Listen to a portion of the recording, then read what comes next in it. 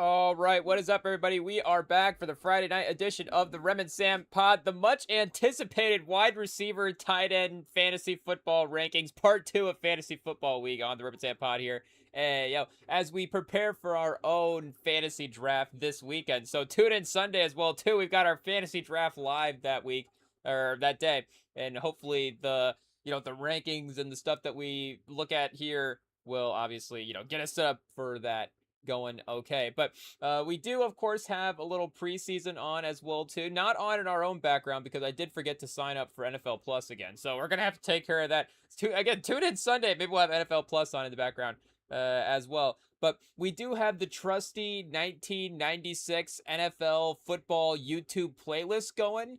And this one is a game with the commercials. You gotta love the games, obviously, when they have the entire VHS DVR situation up there. You gotta have all the commercials, get the halftime, get the studio analysis as well. But they had, and obviously, I feel like we've seen quite a few movies. We haven't seen every movie, but it is crazy when you're just like, how did I not know of this just movie that was out there? And maybe it just is one of those ones that you know about, and it's not at the top of mind all the time. But they showed a trailer, and again, 96 NFL season, and it's Adam Sandler in we got Adam Sandler and Damon Wayans in Bulletproof.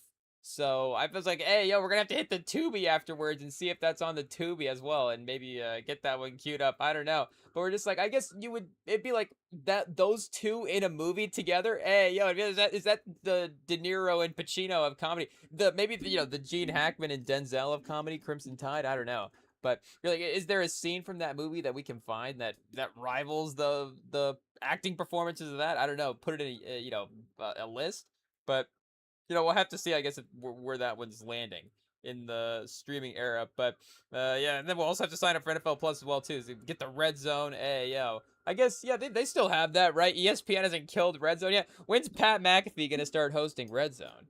Hey, yo, Scott Hansen, look out! Or I guess it's either gonna be Pat McAfee plays, or Pat McAfee takes over for Scott Hansen in Red Zone, or Pattinson plays Scott Hansen in a movie.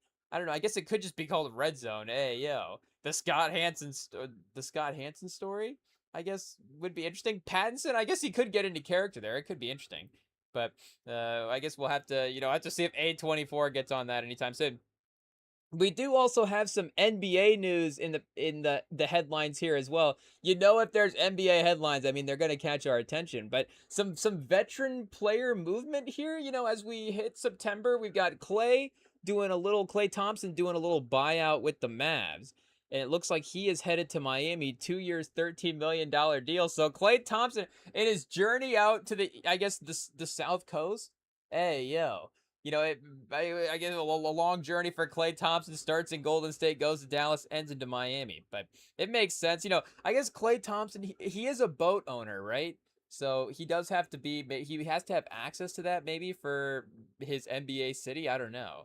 But obviously there is the title chasing aspect of it as well, too. I guess Dallas wasn't set on the Cooper Flag, Klay Thompson, core going forward for the next couple of years. But I guess, as that kind of off the bench, heat checky 3-point shooter guy, like, again, you tread lightly when guys enter certain points of their careers and the names that you want to compare them to. So, I'm not trying to compare Klay Thompson. Oh, we got a bug in the studio. I'm not trying to compare Klay Thompson to Max Strus. Again, the all-time, like, Klay's one of the greats. Hey, and obviously, shout out to Max Strus as well. Great player in his own right. But, obviously, Klay Thompson's got a little bit of a different legacy situation there as well. But, again, that type of player for Miami has been, really useful in the Spoelstra situation. Duncan Robinson as well, too. Is Klay Thompson as good as Duncan Robinson right now?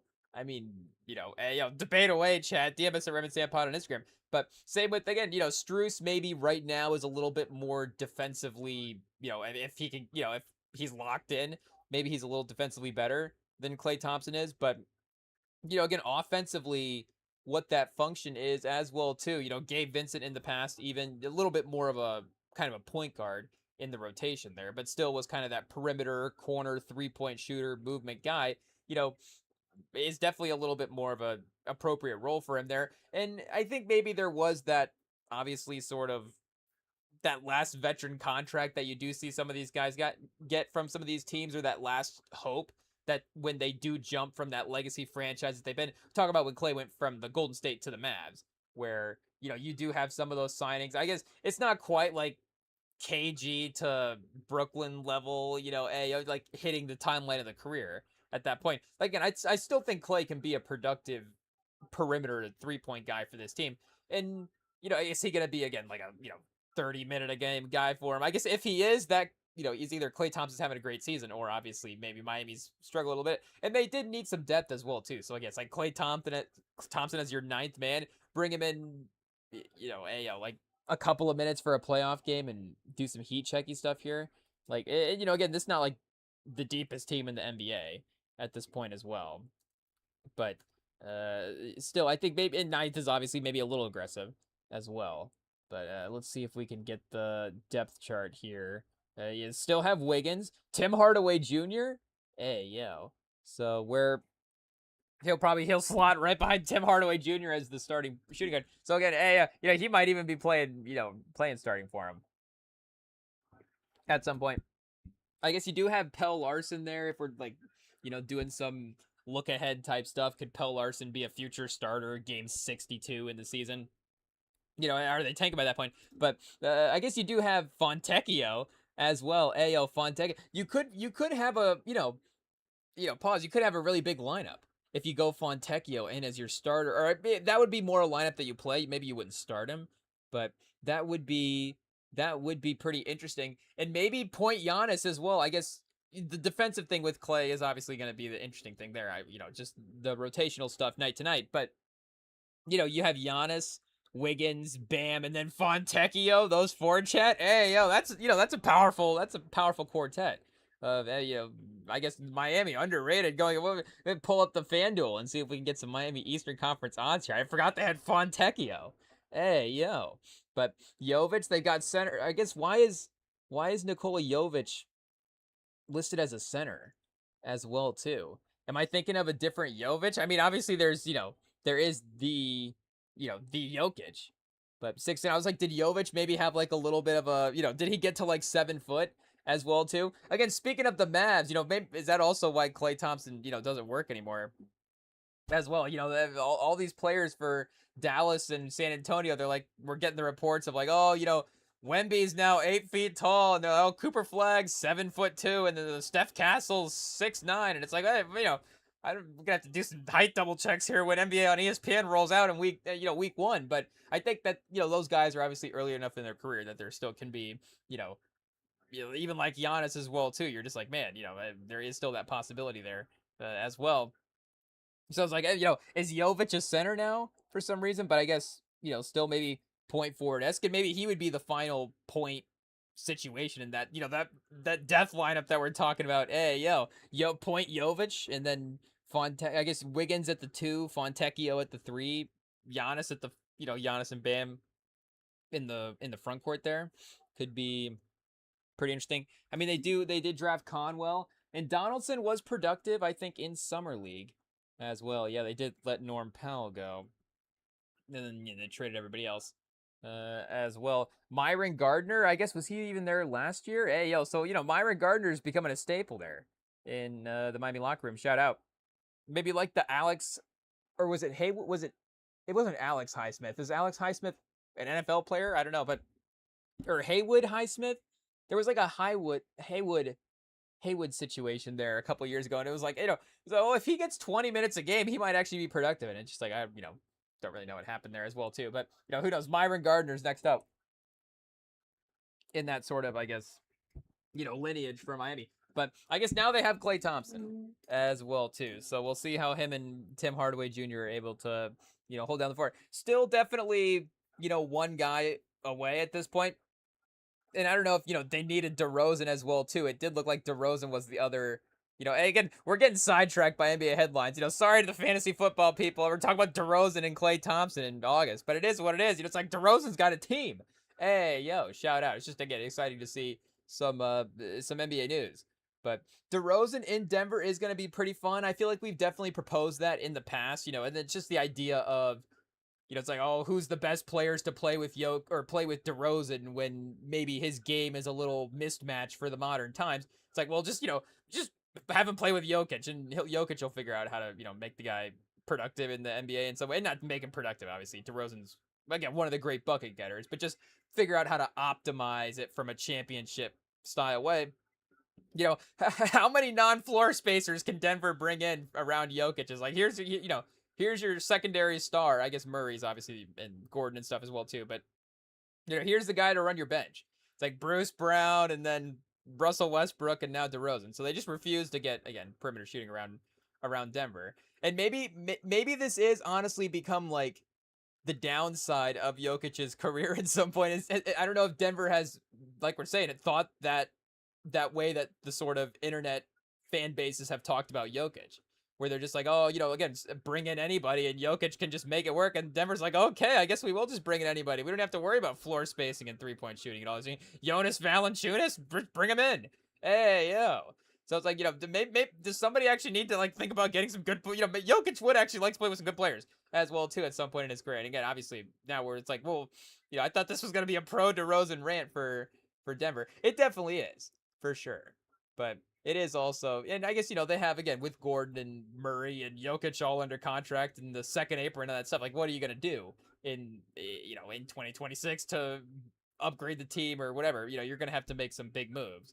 But so it is taking some flyers on some veteran guys at some point as well too.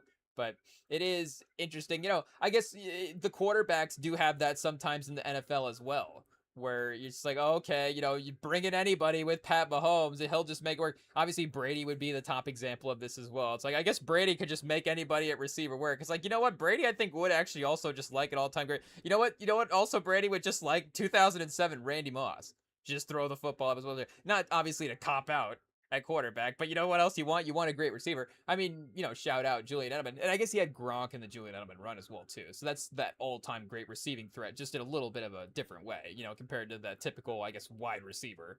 But still it is like, maybe Mahomes would just like to play with, AJ Brown at some point. Like, Kansas City could just go out and get AJ Brown. And, they did go out and get Kenneth Walker. Again, obviously Mahomes can't have a good receiver, so build the run game out, get good, players, and that is, obviously smart team building as well too. If you're gonna spend money in other parts of the roster, if you have a quarterback that can make up a little bit for the receiver, you can boost these other parts of the roster as well too. Again, there is obviously, like we're saying, reasonableness to that as well. And I guess the Chiefs do have good receivers. Well, maybe they don't, Chad. I don't know, honestly. I'm just saying that still because there is a, I guess to get to the fantasy stuff, I don't know. But Rashee Rice, make no mistake, he is a debated, player. We might have to just call Sam randomly and just be like, hey, do you have a second to just, let us know what to do with Rashee Rice in the draft from a Chiefs fan perspective? Like, what is the confidence level in Rashee Rice?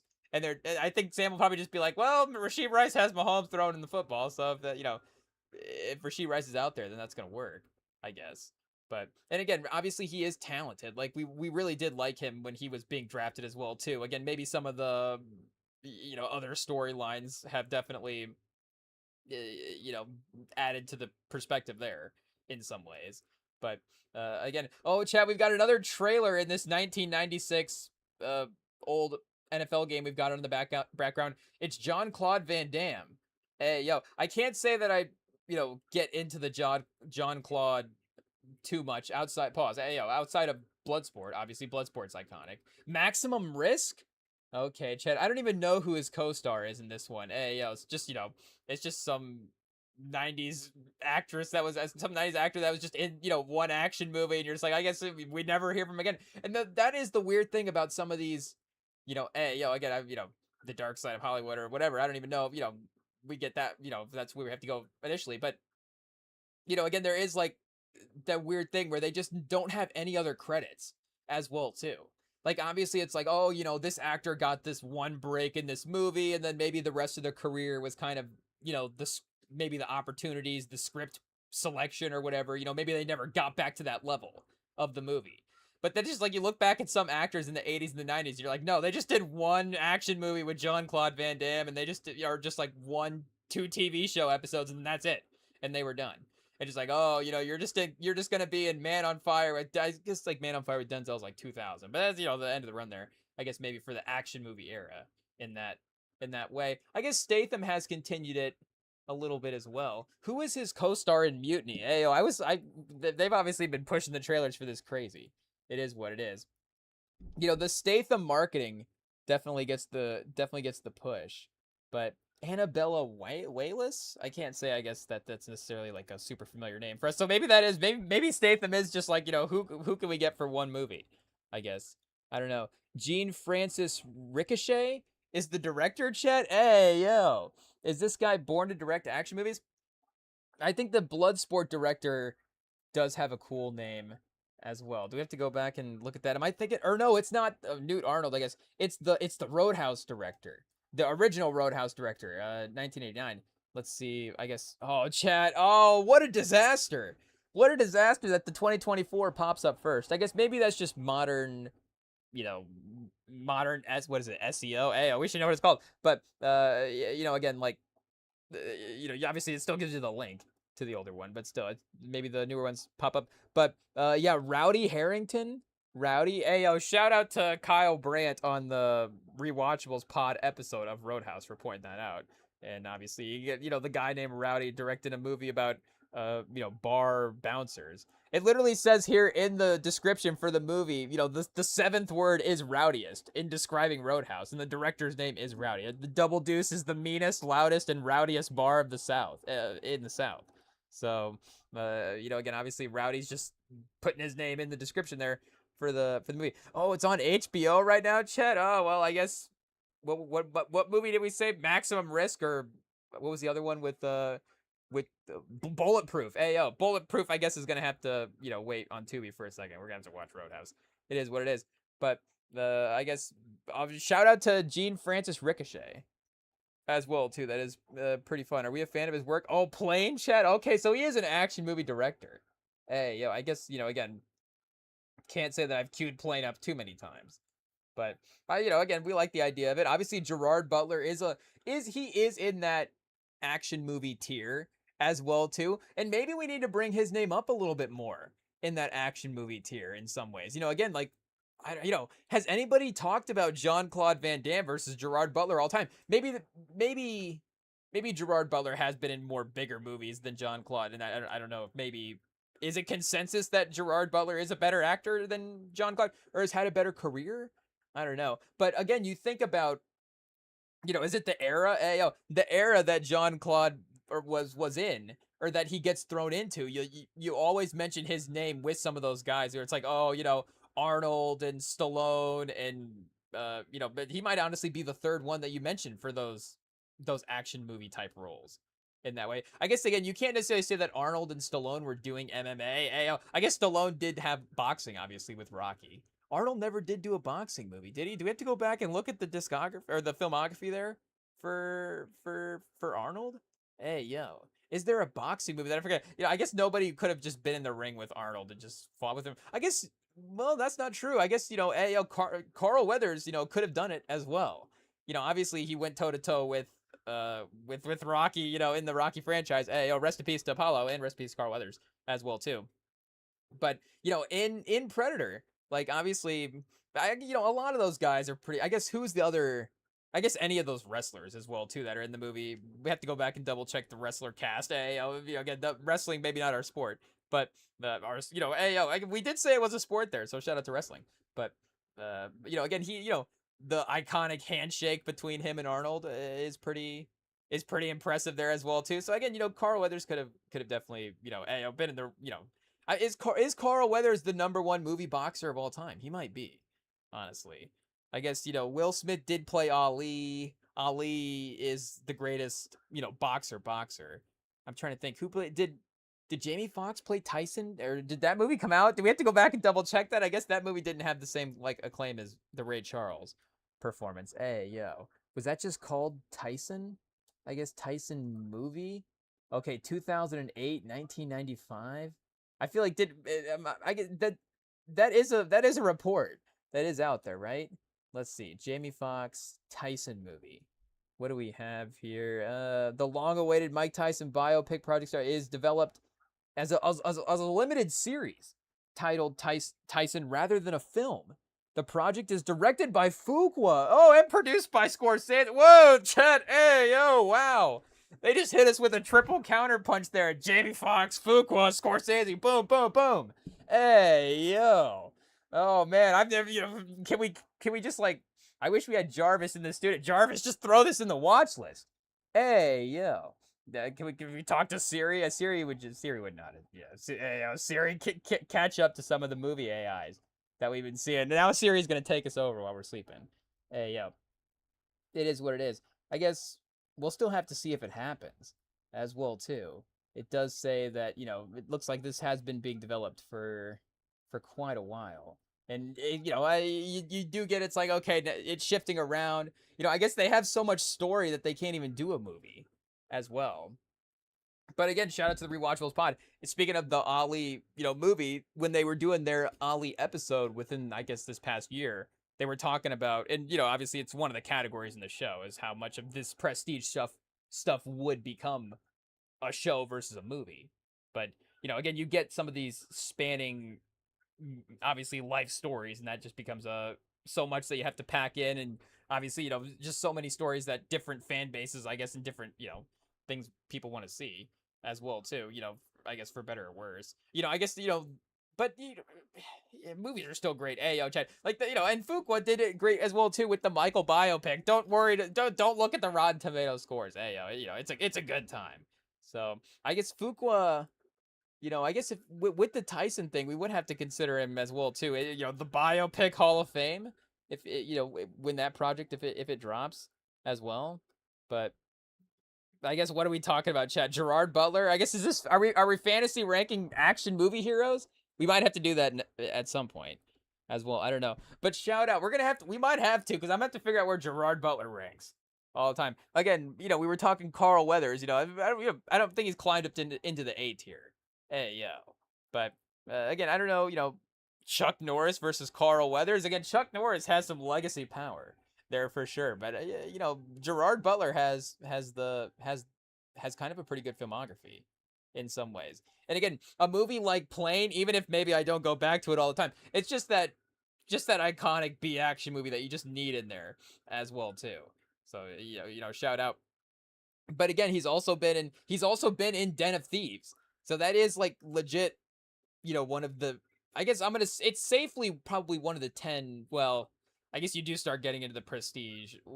Again, there's like the real prestige where it's like The Dark Knight, Dune, Skyfall. It's like, okay, these movies are almost even outside of the action genre as well too. This is like a Hall of Fame movie. But then there's like the real great action movie as well, where it's like The Town, Inside Man. I'm gonna peek over the DVD stack real quick to look. Is Bad Boys 2 counting there? I don't know.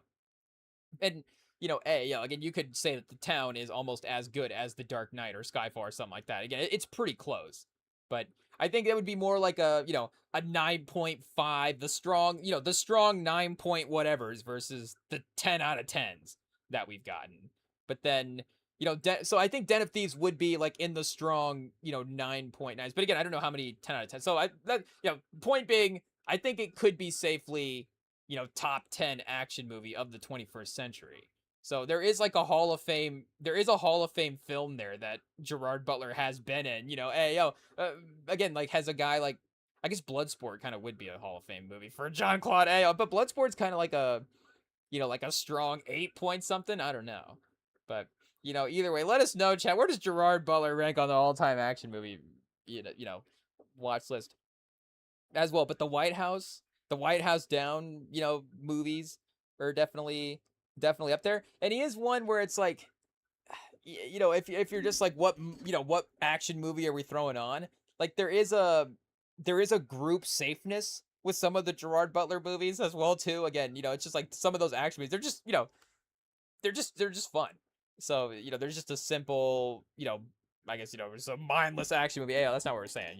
Obviously, there's high concepts all the way around. But again, there is like, again, he's not Denzel level for the Denzel level movies, but he would be maybe 21st century. Like he could be like a B tier, again, like we're saying, probably, is it White House Down that he's in? Hey, we're gonna have to go back and look at Gerard Butler here real quick. Let's see what we've got. Greenland. Hey, yo, chat. Olympus has fallen. Oh, a law-abiding citizen. Angel has fallen. I guess what's White House down, and then London has fallen as well too. Chat again. The franchise is really carrying at this point, and he did have that rom-com run as well too. Yeah, Den of Thieves too. Hey, yo, Kandahar. Oh, chat. We might have to go back and queue up Kandahar. I don't know, but again, it's just like, you know what you're getting with this type of movie, but it's a little, it's a little slightly more elevated than, again, maybe I don't even know what the next tier. What I guess what is the tier under, Gerard Butler? Now you're really starting to, get it. It's like is it Frank Grillo led movies or something like that?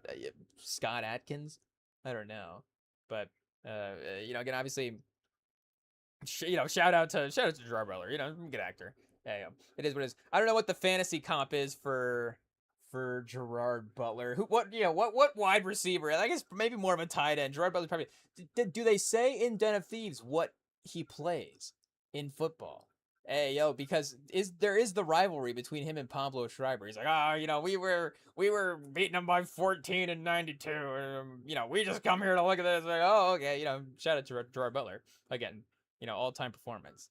It is what it is. But again, I don't know what actual, or maybe like like a linebacker, outside pass rusher. I don't know, like Clay Matthews was Big Nick. Hey, was he like a Clay Matthews type or something like that? Again, maybe like Tyler Warren. I do assume that Big Nick had long hair when he was playing football for some reason. I don't know why that would make sense, but there is just again like like Tyler Warren or Clay Matthews would definitely be the offense or defensive comp there for him, but.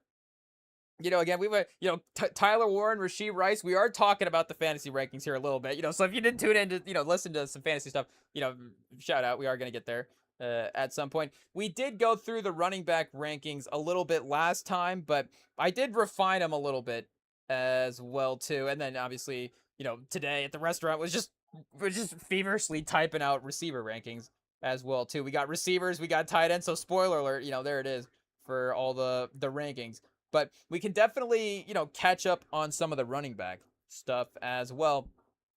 And then, there is obviously the overall, big board training, or, I keep calling it the training day guide, the draft guide as well too, that we can get to and look at that and kind of see, the round by round. Because, again, once you start factoring that in to it as well, it does become a little bit different. I guess, that does become obviously the complicated part with fantasy rankings. And I guess like ADP is not necessarily something that's as discussed in like real NFL rankings. Again, I think maybe some of the mock drafts outside of the first round, just from a fan standpoint, you have to really be into the draft stuff to be talking about that. So maybe you do discuss like ADP unofficially from a first round perspective in the real draft. But it is obviously, having to balance that. Where can you get this guy in the draft versus where do you rank the player? And, hot take, I do find that it is just better to just rank the players based on how you think, hot take again, how you think the fantasy season is going to go. And then, obviously again, get to the big board. If you can manage that a little bit in the draft, then again, wait on the player. You don't necessarily have to draft 100% to your board round by round.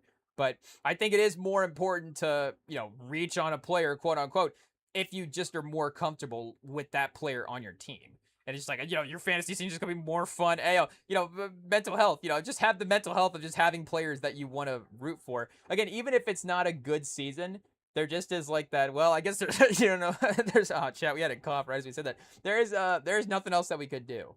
Hey, you're just like, I guess I drafted AJ Brown. What else could I do? I drafted Justin Jefferson. Whatever your unofficial favorite, official favorite players are. But if you have your favorite team, obviously you have to root for them first. But again, whatever your favorite fantasy players are, just go with that at the end of the day.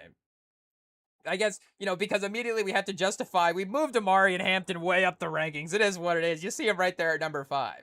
So, again, if we had the 5th, I guess this is the running back section of the rankings, not the overall big board yet. But, if we had the 10th overall pick, the 9th overall pick in the draft, would we take Omari and Hampton there specifically, or would we maybe wait on the turn and try to get him, going back to the way? I guess we have a 10-man team, so maybe I should say like 8th pick, a little bit more of a turn or something like that. Again, there is that balance there, obviously, of working what you think the overall grade of the season is going to be.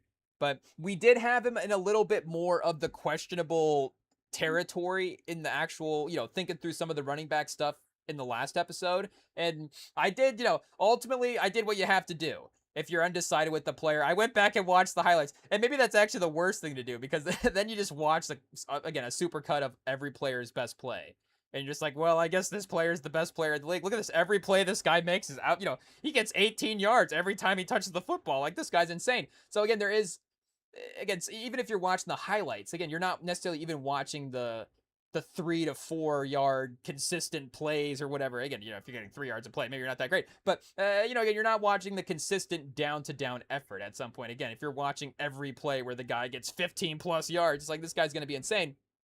But again, going back and watching the Hampton highlights, and the other thing that I was not necessarily having top of mind as well too on the last running back rankings was, I guess, even my own appreciation for Mike McDaniel's run system there in I almost said San Diego. Hey, RIP the Chargers there, but the run system in LA for being their offensive coordinator this year. And it is maybe a little underrated for the Achane side of things as well too. Obviously, Achane is super talented. Now that I'm thinking about it, where is he on our rankings? Did I add his name on there? I know we're gonna forget somebody, Chad. Hey, it is what it is. We might have forgot Achane.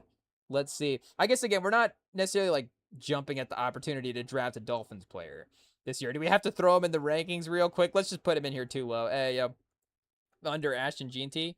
Okay, spoiler alert. Devon Achane's number 15 on the list here.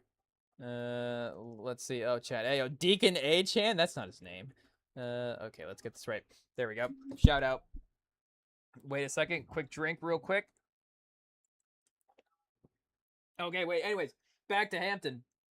The Mike McDaniel thing is important. And again, like we're saying, Achane, super talented, but he was also running in a great quote-unquote running back, scheme. Again, you go back, Miami offensive line, what they're actually able to execute there schematically is something as well too. But for what Mike McDaniel is able to accomplish, we saw that. And again, San Francisco's at the complete opposite end of that, where they have Trent Williams, they have just the greatest run, pass, the run block, I guess, also in pass protection, but the greatest run block weapon in the league.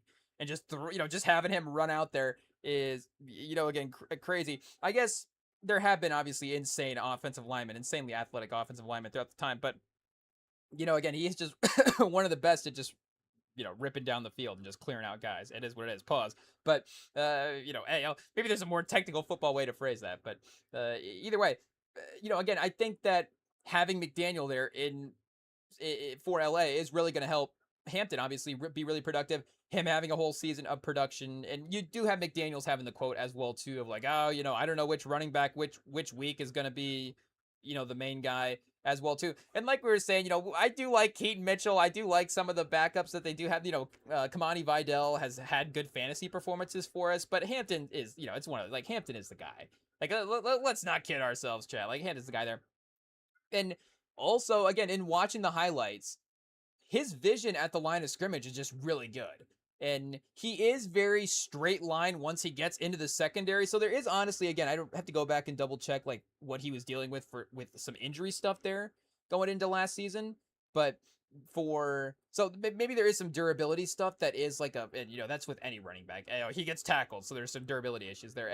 But he doesn't avoid contact in a way that is, again, obviously very interesting. And he is a very strong running back as well too. So he doesn't necessarily go down on the first tackle all the time, but he's not Derrick Henry. I guess, we have him ranked over Derrick Henry, but in terms of breaking tackles or even maybe like Javonte Williams or something. Again, we go back and look at the stats. That could be totally wrong, but just visually in the highlights that we were watching, again, it's not to say that he was getting, hit sticked by the first tackler, tackled every time, but he was not running away from that first tackler, definitely trying to take that contact and maybe not always like shedding that guy off for those extra yards when it's like, okay, maybe there should be a more shifty style in the secondary. But either way, and I think maybe there was some good stats as well too. Again, for last year, what the Chargers were able to do from a run blocking standpoint, anyways, even without McDaniels. But that combined with his vision, I think he's going to be one of the higher average yards per carry running backs this year. So it is going to be a volume situation as well too.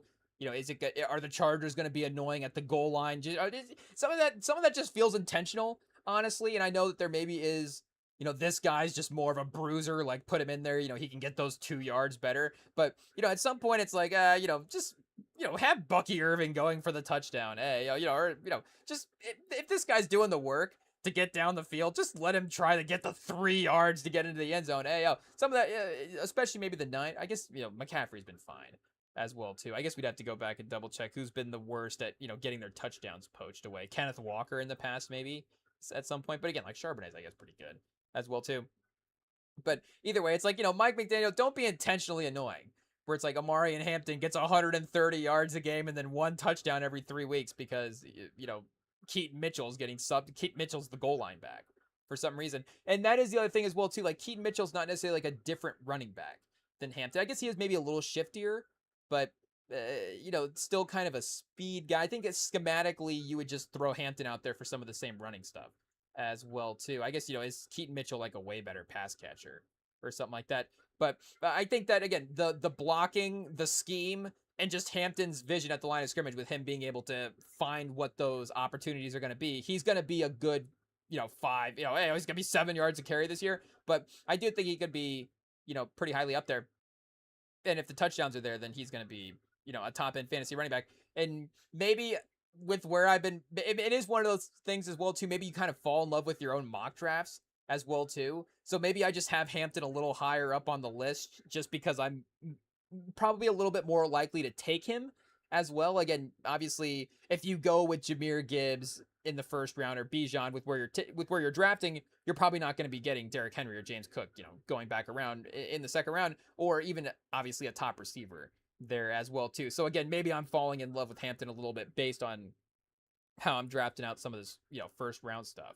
But, again, hot take, I do think he's going to be productive. And, somebody has to break out this year, so screw it. I guess it's going to be Amari and Hampton for the Chargers. I guess, who's our super hot takey running backs? The thing is, I guess I get hot takey more of like, oh, this running back's going to be bad. So, maybe more like that. And I guess, there will be that random running back this year that will be awesome. But I guess, I was scrolling down. We got some names that we can keep in mind for later in the draft. So again, we got receivers, tight ends, quarterback. We just got all the fantasy rankings here tonight. We had to do an extra running back focus because the receivers, not to say they're easier, but they're just, pause. They're just more receivers.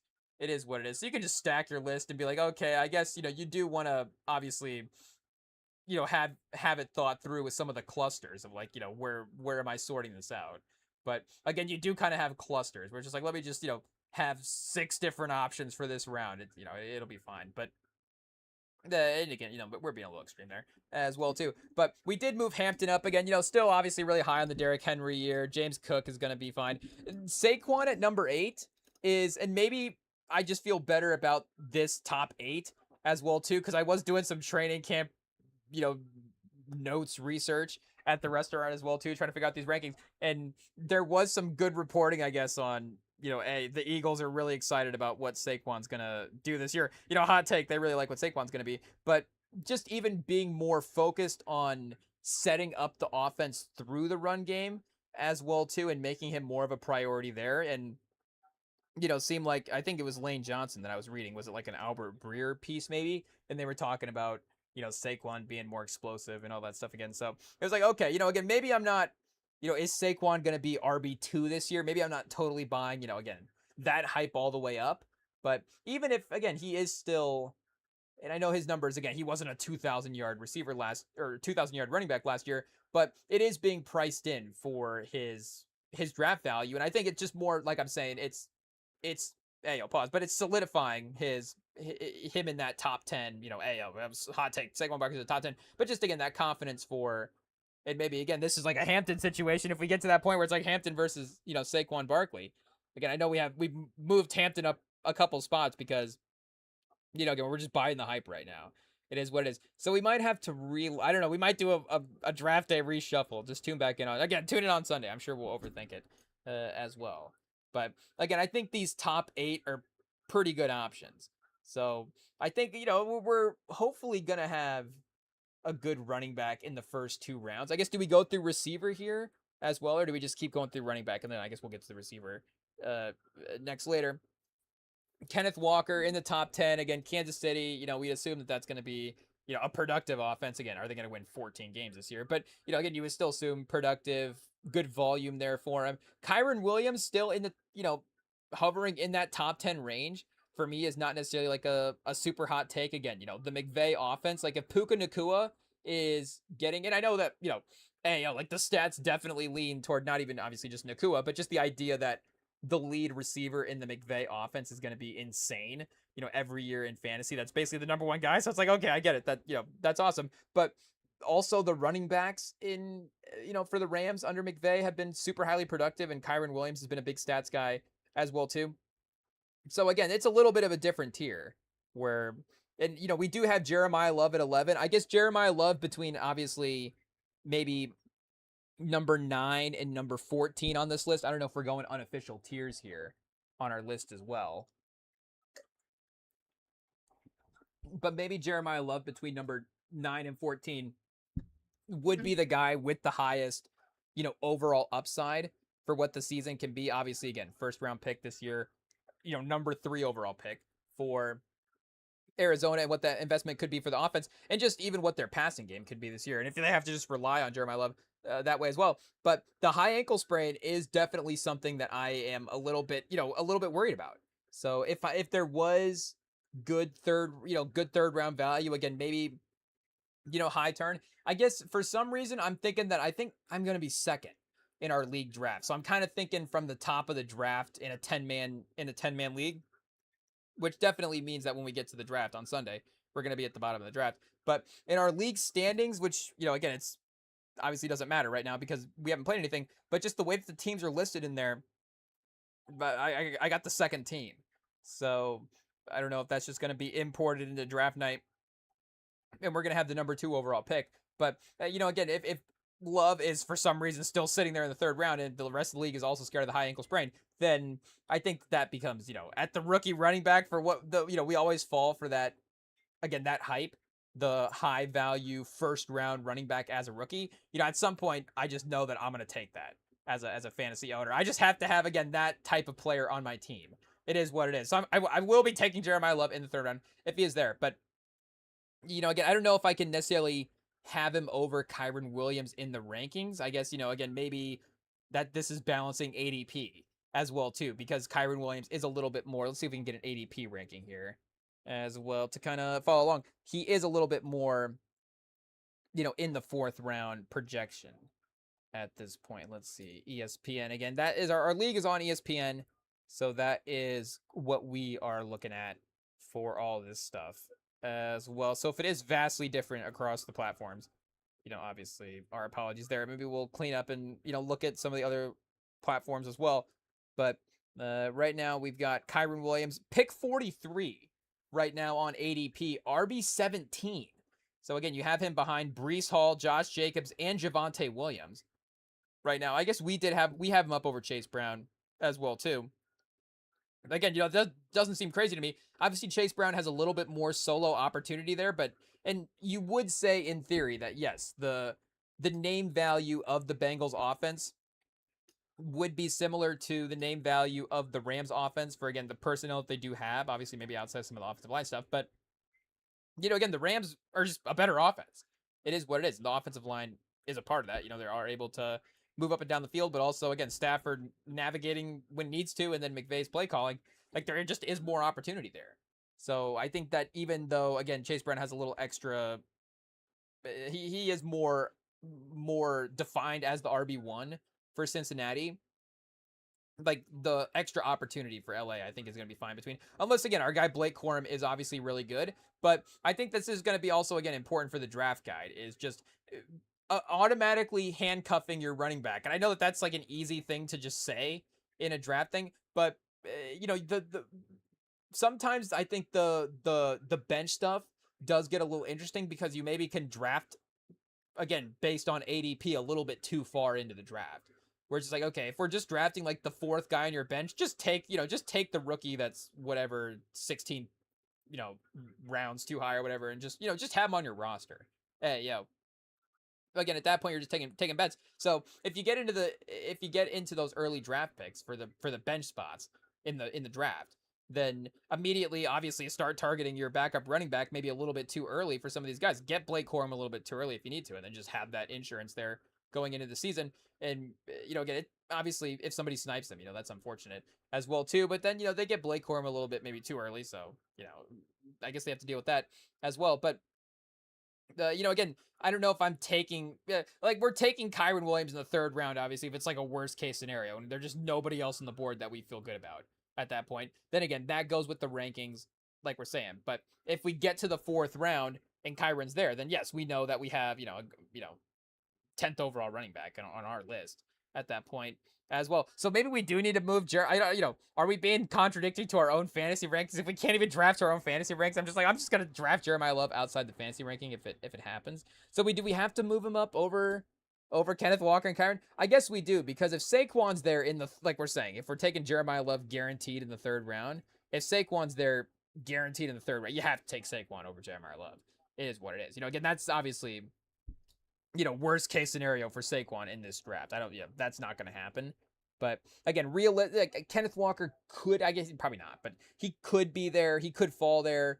Kyren, and it is the tier as well too. Obviously, you have to navigate through the tiers of the draft. You're not going to have an opportunity at every running back, but I guess you will. I guess in the first round potentially, but or most of them anyways. Overthinking it. But again, I think maybe this would be more a reflection of how he would actually draft, which would be important. And again, we're still being a little hypocritical with Hampton up at number 5. But as a way that we think that the season is going to end, I would not be surprised if it was like this for sure. So we do, again, Chase Brown 12, again, solid, starting running back, can't go wrong there. If some of the higher profile, flashier names are off the board, then we'll settle with Chase Brown. It'll be fine. So number 12 is perfect there. And we do have ETN at number 13. Again, I do think the Saints offense is going to be serviceable. And if it is serviceable, Olave, hopefully get to the receivers, and, ETN are going to be a major part of that. And, Shuck, again, decent quarterback. And ETN is maybe even a little bit more, again, with the backfield to himself here compared to what he had in Jacksonville last year. I guess, he was still a 1,000-yard guy in Jacksonville. But, again, there was maybe some stuff. I could go back and look at the later half of the season. It did seem like maybe it was a little up and down with what the the week to week production would be. I think that maybe he would be more like the week to week consistent here in New Orleans for some reason. And obviously there is maybe some NFC South scheduling as well too that does benefit that team specifically. And again, I guess we're not putting him in RB7 for the overall year. We do have him at over Ashton Jeanty though. And again, I maybe am a little surprised. Maybe not. Again, Ashton Jeanty is obviously super talented, but maybe I am slightly surprised about how guaranteed or how safe the fantasy community feels with Ashton Jeanty this season. And they're already actively kind of talking about how much they like Mike Washington Jr. I mean, spoiler alert, we have Mike Washington Jr. on the long list of people to draft. If there was a point where we did end up taking Jeanty in a late second round situation, or again, if he's for some reason is in the third round, if just nobody in our league likes the Raiders this year, we immediately have to handcuff with Mike Washington Jr. later in the draft. But I might be taking Mike Washington Jr. anyways. And I guess he wouldn't necessarily play enough over Jeanty. The problem would be, again, this season as well, too, versus the long term of the team or something. I don't know. And obviously, Jeanty is only, one season in front of Mike Washington Jr. and the contract stuff for where they're picked in the draft. Again, maybe his future with the Raiders is more set, quote unquote. I don't know. But, again, either way, they're pretty excited about him as a running back there. And, again, you just haven't necessarily heard you hear the Eagles talking about Barkley. They're yes, this is going to be the focus of the offense. We can't wait to get back and, focus on, getting him being one of the best offensive players in the league. You don't hear oh, they're doubting Heisman Trophy finalist Ashton Jeanty, but we're here to get Ashton Jeanty. And they do have Mendoza. He is going to absorb a lot of the storylines as well too. And again, at some point, I guess I have to be fair to him. Like I can't necessarily, have him too far down the list.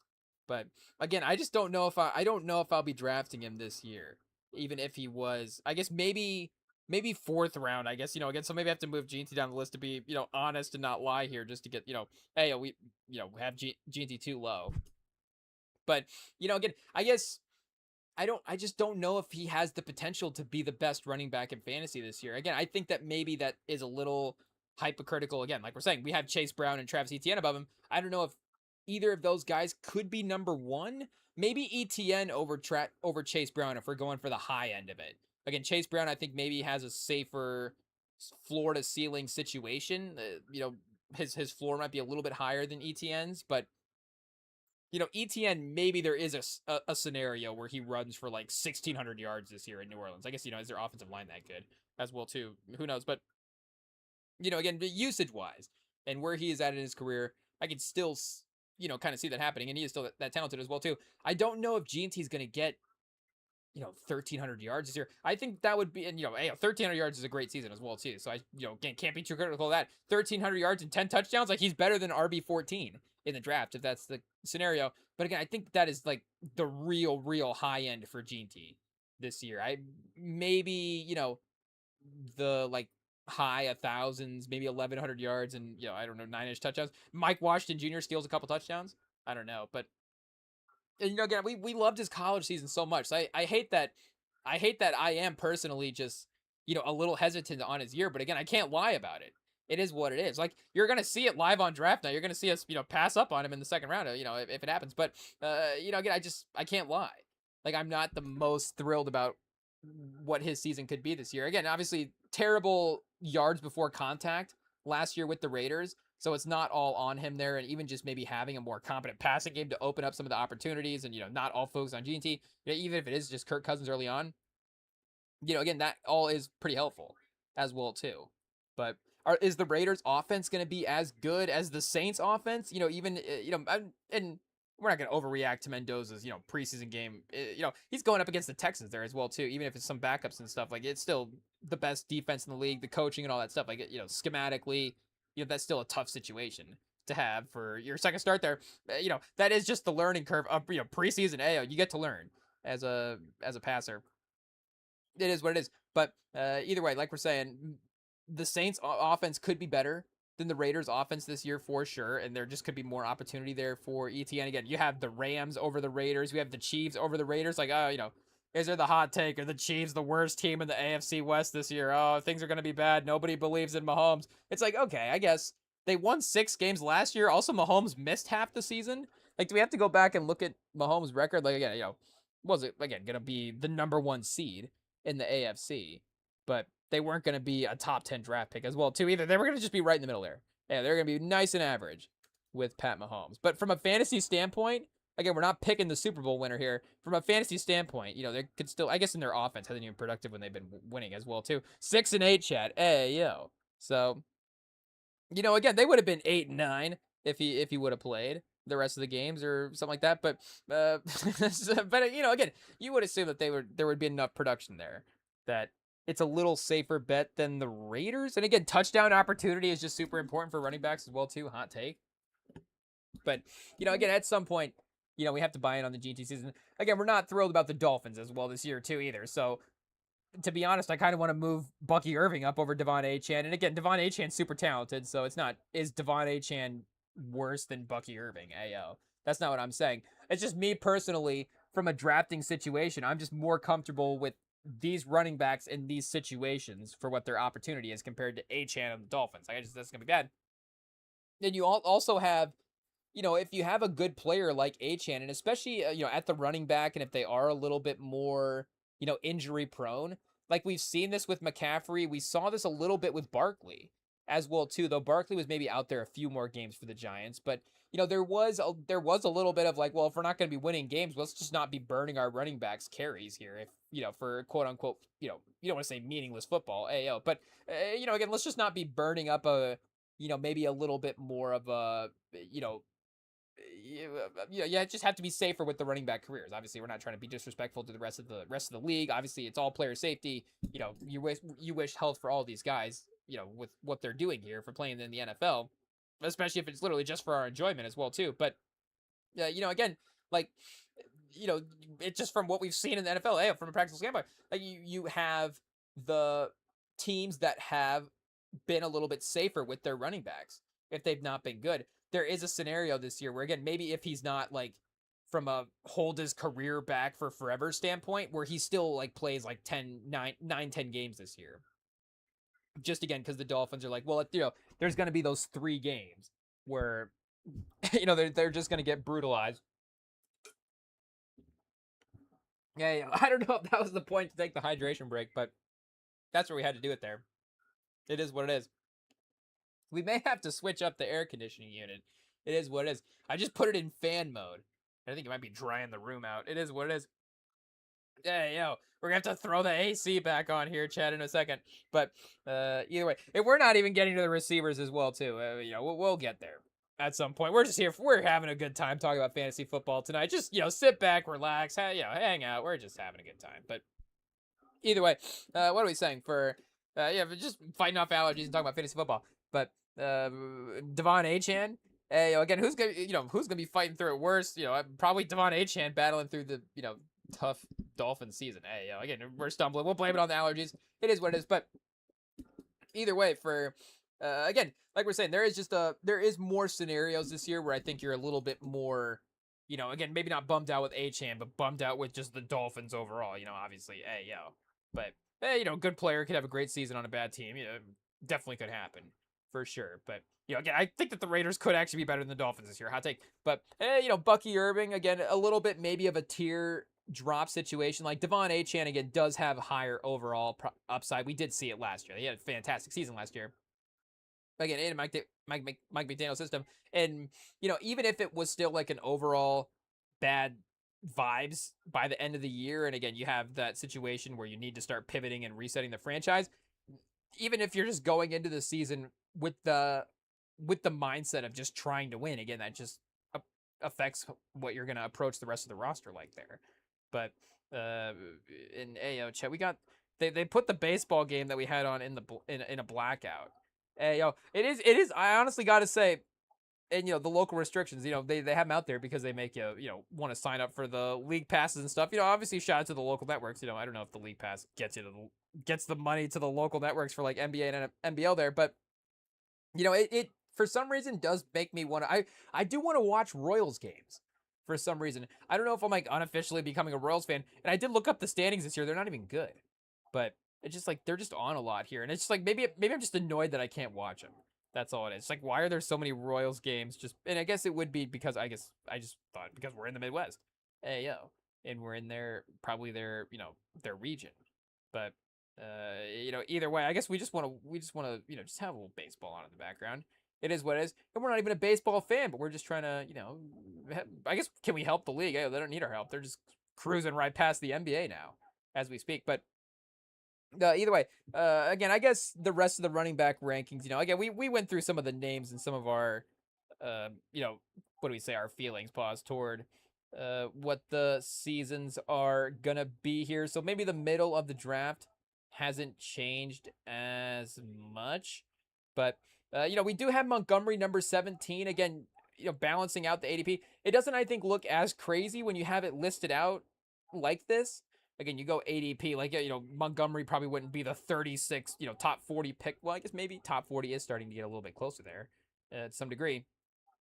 But, again, for his season, to have a top 15 fantasy running back season in Houston, that would have to mean that maybe CJ Stroud is being a little bit more productive there, for the Texans. And, we will, I guess, talk about that a little bit when we get to the receivers. But speaking of going back and watching the highlights, Chad, maybe just a word of advice if you are a fan of CJ Stroud, don't do that. Do not go back and watch CJ Stroud highlights from last year because that will not go well. But again, maybe from the run game, I guess if CJ Stroud's not playing well, they have to go to David Montgomery a little bit more because they have not had a running back there. And I guess no disrespect to the running backs they've had, but it's just been a little bit below average from an overall production standpoint. Montgomery, you get a good starter. Their defense is going to be good, so hopefully they'll be in the lead a lot as well too, and they will be, a run heavy team, just trying to maintain some of this stuff. Maybe not trying to, again, rely on Stroud too much. I don't know, but I don't think it's too much to ask for if the Texans are going to be good. David Montgomery to have a top, you know, top 7, top 20 fantasy running back season. Hey, yo.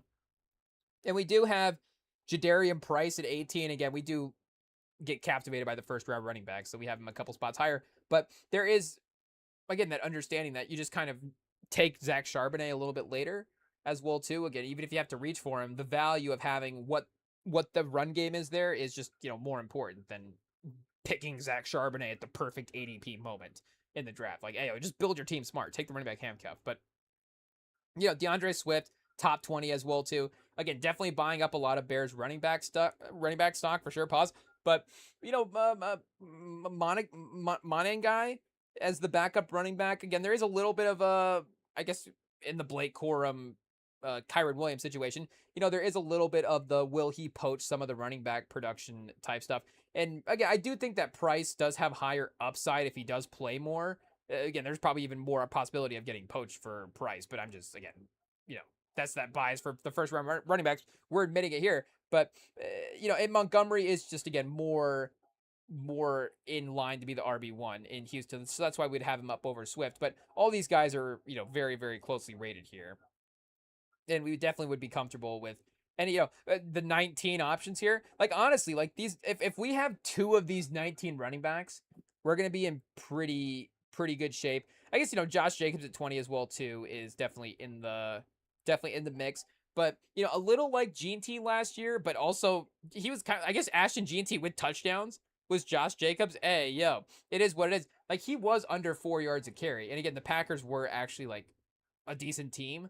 So again, in the Saquon mold, he could also have the bounce back season as well too. But I don't know if he has the high end season this year. Maybe there is another 15 touchdown year for him, but also, again, 13 touchdowns was pretty heavy. So even if he's like 900 yards and 8 touchdowns, again, still pretty productive and would be a fine RB2, but is starting to shift tiers a little bit. And Javonte, again, RB1 in Dallas. If he's playing all year, there is really good opportunity there in that Dallas offense. Maybe the run game is not the most inspiring all the time, but again, 1,000-yard runner last year. If you're trying to do something sneaky, I guess if you really stack your 4 receivers and then have Javonte Williams as your RB1, it's honestly, it's not the worst case scenario. If you have, I don't know if, well, I guess maybe you have to maybe overdraft a couple guys for their ADP, and I guess you probably wouldn't get Javonte. Well, I guess you would just have to not take 4 receivers in a row. But if you were trying to do a receiver heavy tight end situation and then go with Javonte Williams as your RB1 and then take a real sleeper for RB2, like, that could be an option for sure. I don't hate it, but again, if we get 2 of these 21, we're definitely in safe territory. There is some good names here for sure. I guess we've got 42 running backs overall on the board. I don't know if that's enough. Ayo, chat, is it? But we got, I mean, Tank Bigsby on here. Ayo, but we got, after Javonte at 21, Travion Henderson, again, probably a little too low for what the upside is, and we got Ramondre at 28. So this would be the difficult one with this. It's probably the trickiest to get both these guys. You might have to go back-to-back rounds, and then again, like we were saying in the running back episode, there is a sneaky possibility that you just, again, maybe take both these guys in like the 7th, 8th round, and that is just your run game overall. Like, your RB1 and 2 is Ramondre and Travion Henderson. I don't know what the upside is there, but I think they're the most difficult to get both of them. So we maybe have Travion Henderson a little bit lower just based on that as well too. But again, he does obviously have a good 1,200 10 plus touchdown yard season in him for sure, and especially obviously that would be him taking over a little bit from Ramondre, and Ramondre's obviously still talented. They could definitely trade Ramondre as well too if there was opportunity there as well. But again, for me personally, I would be a little bit more comfortable with some of these situations Again, Javante, Travion is interesting. Like, I do like to bet, I guess, on the overall upside talent at the end of the day, but there is just maybe a little too much safeness there with the hypothetical of what the good version of the Dallas offense could be. But we were having our guy Bashal Tootin maybe a little bit too high on the last draft board, and I still might bump him up a couple spots. But again, Javante, Josh Jacobs, like there is a going into the season safeness with some of these guys. I guess if Bashal Tootin was a top 10 running back in the league, then it is what it is. If we miss out on him at running back 25, but again, there is obviously a lot of RBs there for Jacksonville, but Trevor Lawrence had like 10 rushing touchdowns last year, and they are a sneaky like push tush type of team as well too. So there is again like maybe they don't rely on running backs in some of the important ways and the scoring opportunities that other teams might. So that kind of going back and catching up on some of that stuff there. Honestly, it was Trevor Lawrence that did scare me again for Bashal too. So again, he could definitely have a good 1,000 yards from scrimmage. I could see him with like 800 receiving or 800 receiving, like 800 rush yards, 300 receiving, maybe 400 receiving yards. I don't know, 1,200 overall yards, something along that. But again, maybe he has like 4 touchdowns on the year or something like that. That'd be worst case scenario. So we did bump him down a little bit, and then I guess it just gets random here after RB 2025. I don't know if Ja'Cory Krosky Merritt is like consensus RB 24, and again we have him over RJ Harvey, but I think he's a better runner than RJ Harvey. I think Harvey maybe ends up with a little bit more initial opportunity in Denver, so you definitely have to have him on the list as well too. But once we get past Tootin, again, I think from Javante, Travion, Henderson, so maybe we have to move Ramondre up here as well too, just because again we have to be representative.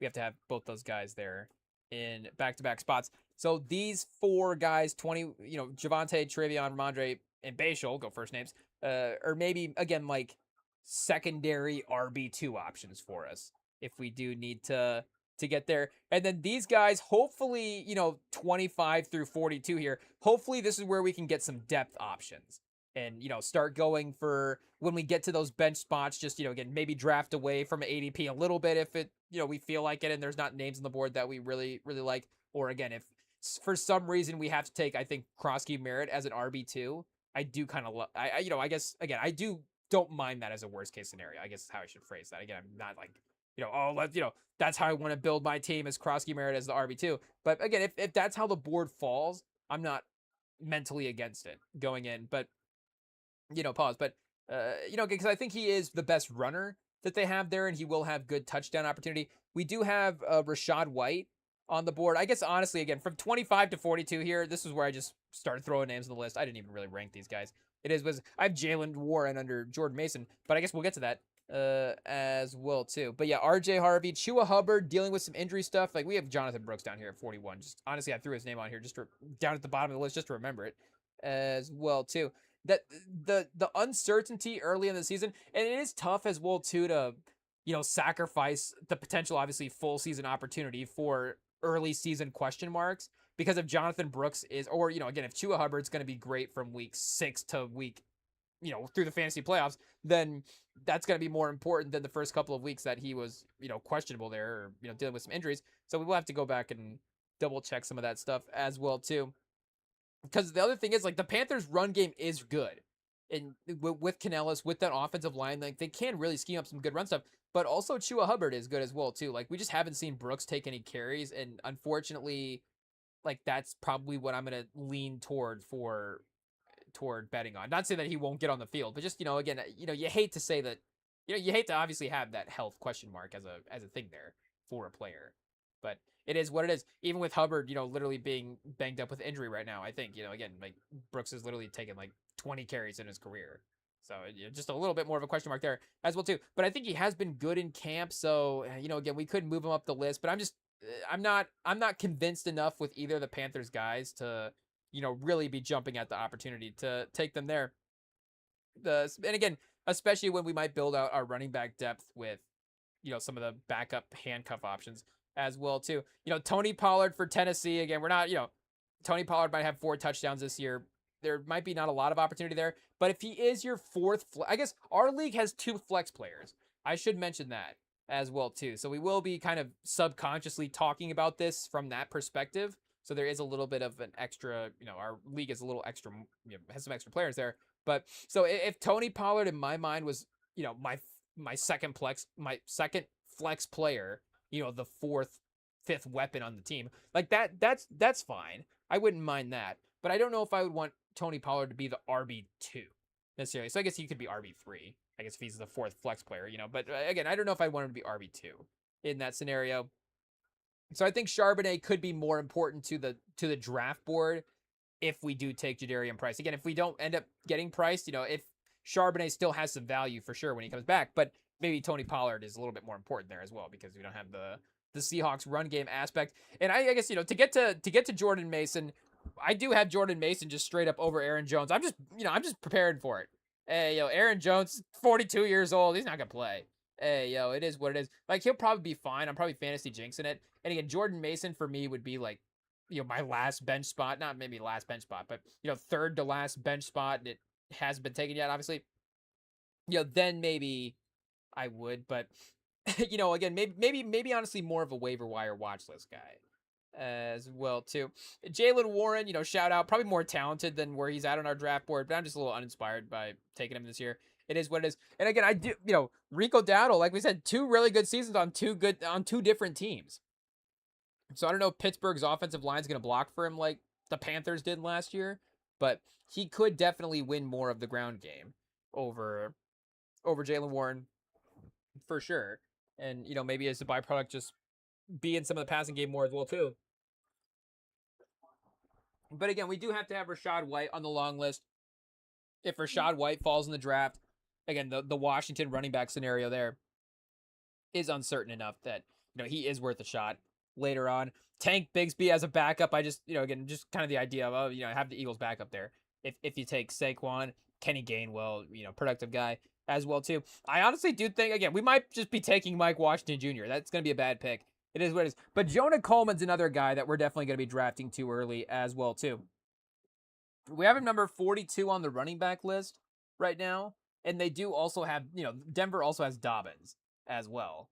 But Dobbins, speaking of guys that don't play, like just do the math on how many games he's going to play this year. You hate to say it, but just the history of what that career has been, unfortunately probably not going to be out there for 16 games.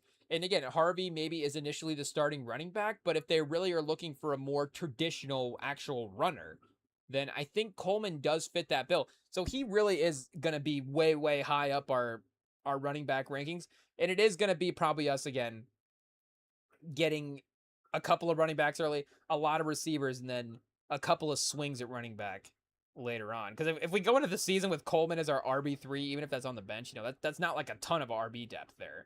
But the upside play of that is definitely, interesting as well too. So we do need to, I think, do a better job again for myself of building out the overall draft strategy.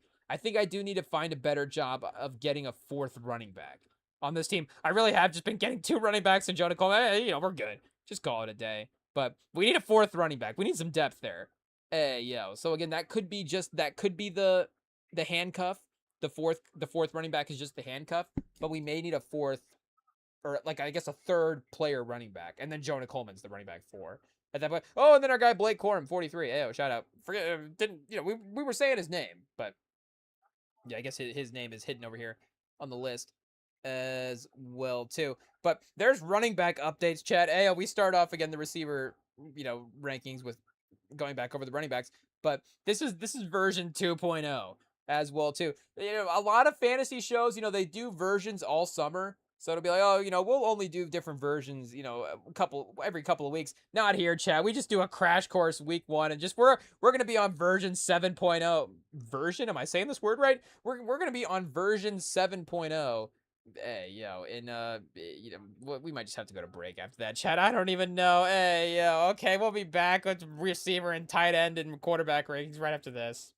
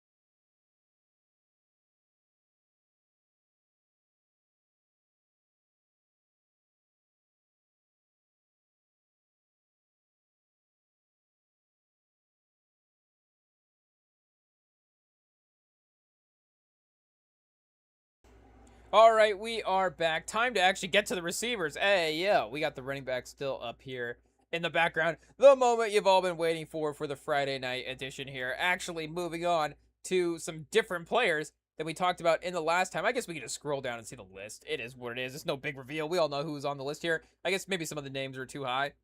It is what it is. We'll explain, chat. Just give us a second. We'll get there. Hey, yo. But we got Jamar Chase at number one. I do gotta say, we can be honest here on the REMINGTOM pod. I was doing some mock drafts, kind of, and maybe we even mentioned this in the last one as well too. But kind of with the assumption that I was gonna have JSN number one on the list, just with the season he had last year, and again with Darnold being as consistent as he was.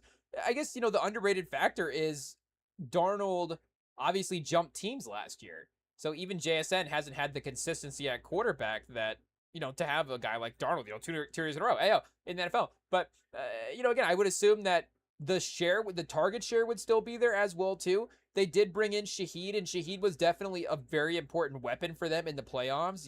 Obviously, it was a very much a team, effort for the Super Bowl. They're a very balanced team all the way around, for sure. But Shaheed's special teams and, creativity on offense there was definitely a big part of, again, providing that balance. And I think he is a name here, again, in the long list. Like, Shaheed's on the long list for players to take. And, again, one of my favorite players in the league as well, too. Like, I love watching him play. So, I'm going to gravitate toward, having just him on one of the bench spots on my team as well, too, just to have him there. But, again, I do think that the overall opportunity, like, to say for Puka Nacua again as well, too. You say, where's Puka's name on this list, chat? Make no mistake, it's not on there. I guess, did we leave it off?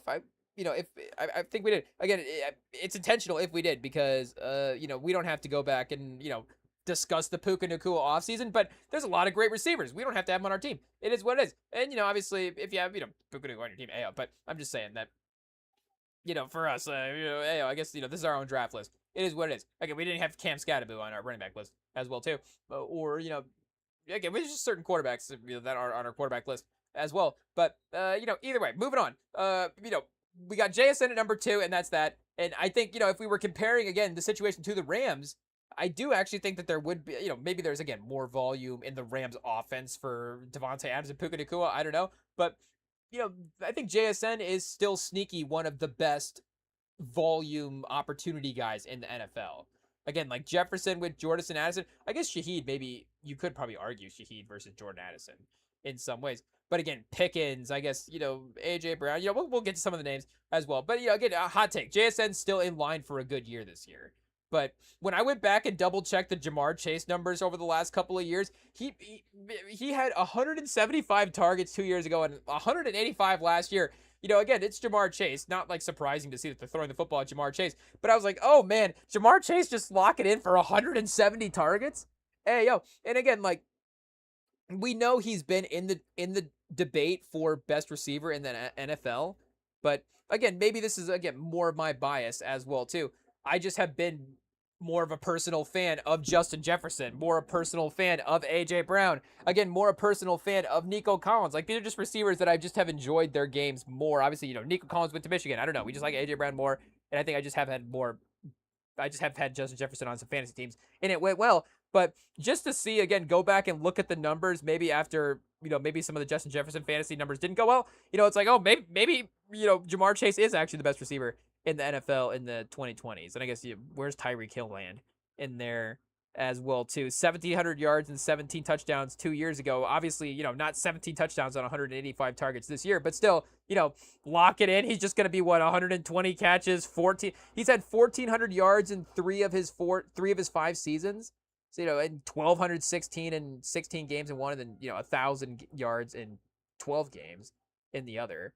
So, lock it in. He's over 80 yards a game for his entire career. He's almost a third of a touchdown a game as well, too. I guess 2/3 of a touchdown.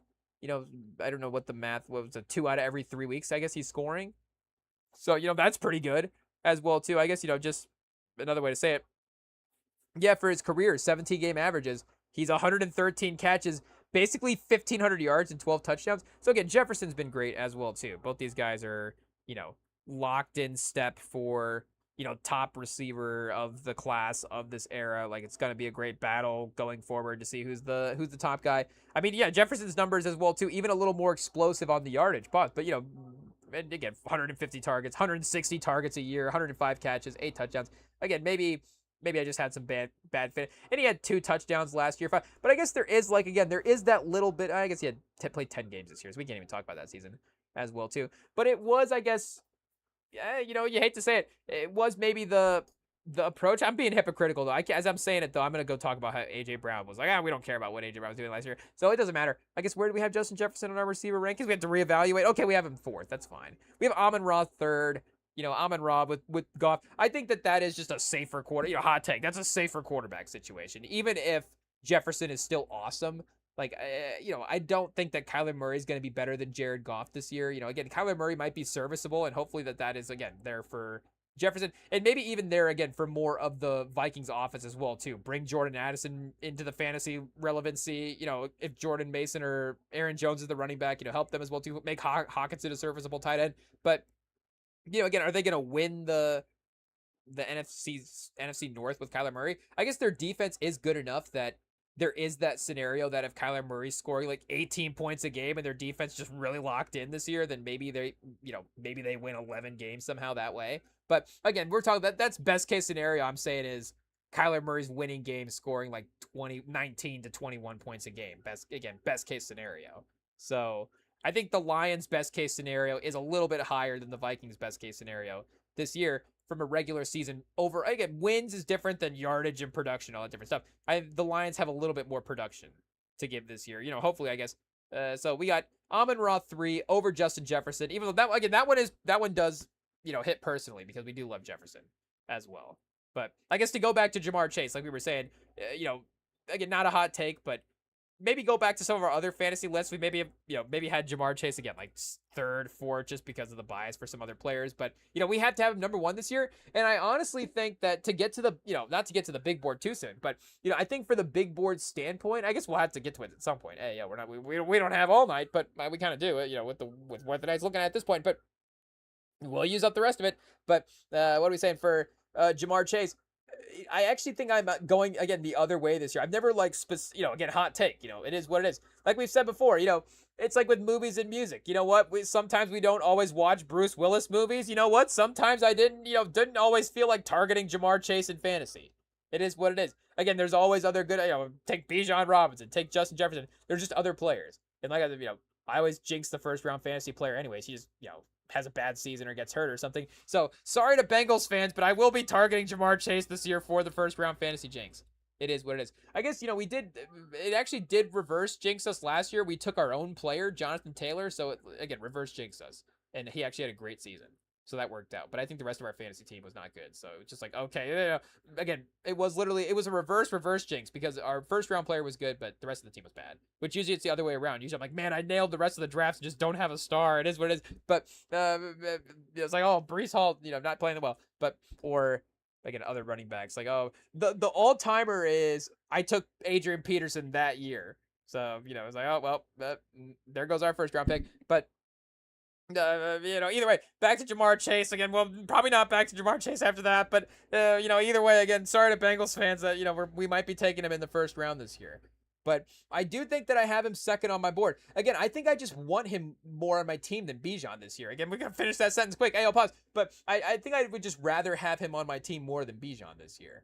And I think that Bijan, the fantasy running value, I get having him number 2 on the board. But again, I just and I guess he still has great seasons in front of him as well too. He's only been in the league 5 years. Look up how old Jamar Chase is. How many more years? But I just want to have like one of the if Jamar Chase is gonna have these 1,700 yard seasons in the middle of his career because he's the best. I just feel like it's not that difficult. Like I just want to have one of the obvious Jamar Chase seasons where he's really awesome. But again, I'm gonna take him in the first round this year, and Burrow's gonna get traded, and then they're gonna tank, and we're gonna reset for Arch Manning, and then Jamar Chase is gonna sit out like the last 5 games. It's gonna be like, what happened to the Bengals? It's like, oh, do the investigation. Rem took him in fantasy in the first round. So, again, maybe we should just take a receiver from Columbus because of our Michigan bias, just to jinx him as well too. Again, that would be the only reason. It would be to use our powers for good, just to jinx like an Ohio, receiver at some point. But Again, that's all. I was like, I can't have JSN number one and not have a Michigan player number one. But so LSU, hey yo, I guess we do objectively like LSU more than the other team. Hey yo, it is what it is. That team that we're trying not to mention, it is what it is. But go blue. I guess because we have to go back and check. I think there may be some bowl history there with Michigan LSU, but it's not. There's not like a ton of crossover between those two teams. Like we have played Alabama over the last couple of years. Like there is some, I think even Brady played Bama back in his bowl game as well too. So they're like again for SEC teams, match up with Georgia recently, in the playoffs a couple years ago. Like there is some SEC teams that I guess Michigan has had run-ins with. But again like LSU hasn't really been one of them. If I'm not mistaken, maybe we go back, but I guess if we go back to like the 80s, LSU wasn't good. No, we double check the LSU history there. But and I guess LSU is obviously we're check the list, chat. We're high up on some LSU receivers here. Do we have some adjustments incoming? But yeah, we got Justin Jefferson number 4. We were talking about him. We talked about Amon Ra. CeeDee Lamb at number 5, who is a guy that I was initially a little bit lower on, just because I do think that Pickens is a weapon there. Like Pickens is Pickens as good as CeeDee Lamb? Like I think this is the best. This is like the best version of the Cardinals. Where it's like is Michael Wilson actually better than Marvin Harrison Jr.? It's like is Pickens actually better than CeeDee Lamb, and that means Pickens is actually like a top 5 receiver in the league, because Pickens was again like 1,500 yards last year, and that was opportunity with CeeDee Lamb being injured for sure. But also we've just been waiting to see him with a good quarterback. So we could move George Pickens up the list a couple spots as well too. But I guess again, if I'm confident in what Dallas offense is going to be productive, again Prescott and all this stuff, there's going to be stats there for sure. So and just lock it in, no doubt at all. No reason to doubt the Cowboys. But I think that CeeDee Lamb is still pretty safe top 5 receiver. But again, I think I would just rather have AJ Brown. I'm gonna go back to where I had CeeDee Lamb on the original rankings, I think, as well too, because I did have him lower than AJ Brown and Nico Collins. And again, that might be just a bad take from a production standpoint, but I think I would just rather have both those guys in their team. And again, we do get a pass with Nico Collins because we got because he went to Michigan. So for fantasy drafting standpoints, we do get a pass to take him higher in fantasy drafts. So what we're trying to say, it's okay for us to take him over CeeDee Lamb because he went to Michigan. Is essentially the point. So that is why that one spot is there. Like if CeeDee Lamb was only, I think, behind AJ Brown here, I think that would be somewhat explainable. And again, since we have Justin Jefferson at number 4, we can say that AJ Brown, he's fine. And I guess Justin Jefferson is younger than AJ Brown, so the fact that he was maybe a little bit more upset with some of the situation. Obviously, the bounce back potential there is more so than you start getting to 30. But I think AJ Brown's bounce back potential is really fine. And you do, again, speaking of reading some of the Eagles training camp stuff, you do see the footage as well too of some of the stuff that he was doing at Eagles training camp or against the Eagles in the joint practices that they were having, the Patriots versus the Eagles. Then even if it wasn't his former team, just watching him operate, obviously, was like, oh yeah, AJ Brown is still a top level receiver in the league. And just from it's not worse. So and again, AJ Brown's still been a top 5 receiver in the league. So we don't even need to say the situation is better for him to be a top 5 receiver. Again, the situation is just not worse. And obviously, I'm not even being pessimistic about the Patriots. We just don't want to give him too much credit. And again, we do like Jalen Hurts here on the pod. So again, I'm not going to sit here and say like, oh, Drake May is just like 10 times better than Jalen Hurts. Like, I get there is some passing stuff there for sure. But, again, overall, AJ Brown was still finding pretty productive numbers here for the Eagles. So, Jalen Hurts was still managing to do that for AJ Brown for sure. And, they won a Super Bowl as well, too. But, Drake May didn't win a Super Bowl. But, again, like, he's going to still be a great stats quarterback for the Patriots here. Really competitive MVP candidate, you would assume. All that different stuff. It's like AJ Brown can't have 1,300 yards on this Patriots team. And again, they didn't even have a receiver last year. So I just think that, that still to me seems like we're still going to get a really, really high level AJ Brown season. Again, there is the, just the potential that, again, there are some other younger names that do just really, really excel. But I think it would be them really, really excelling versus, again, like AJ Brown has like 1,017 yards this year. If he does, it's because he played like 12 games. or something like that, which is a possibility as well too. But again, as many years as I can take AJ Brown as high as possible in fantasy, I guess I'm gonna do that. I said it in the last draft. You saw when we did the mock draft at the end of the last episode, we were just like, well, I guess we're just gonna panic and take AJ Brown in the second round. And you know what? It's not even a panic because again, this is what I do every year. It's just a habit. It's not even a panic anymore. It's just a habit. We just take AJ Brown in the first round or in the second round or not the first round this year. Probably a little too high, but second round, I guess if we have to, AJ Brown, lock it in. Hey, sounds good to me. But again, Nico Collins as well too. The injury stuff is there. He's never played more than 15 games, so it's like, okay, well, I guess he's locked that in. He's not going to play all year, but obviously super productive when he plays. And speaking of the injury stuff now for Houston, they've obviously suffered some injuries at receiver there, where his importance is going to be elevated as well too. We do have Tank Dell on the long list for receiver here, kind of high actually as well. But, I think that he's going to be a top tier bench target for us because, again, I think he could be the number wide receiver too in this offense. Now, it does, again, really have us, really force us to buy in that Stroud is going to be good again this year because, like we were mentioning earlier, speaking of going back and watching the Stroud highlights, like you go back and watch his interceptions. And again, this is the same thing about watching a player's only watching his good plays. If you only watch a player play bad plays, that's gonna pollute your mind probably in a way that it shouldn't as well too. But just the degree to which the interceptions were happening as well too. Like maybe honestly, again, this is probably why I'm not reacting to Fernando Mendoza's interception last night, because CJ Stroud was throwing picks last year that was like, oh man, what is that? And I do think that honestly, the only part of it that was like maybe redeeming was the fact that that it was like, is he mechanically so off that it's like, just like if they tweak him, tweak some stuff mechanically here, that maybe they could fix this, because there was some just like the way that he would fling the ball under pressure, because he was so good under pressure as a rookie as well too. That was the thing. He was just like rolling out of the pocket and finding guys down the field and being really creative.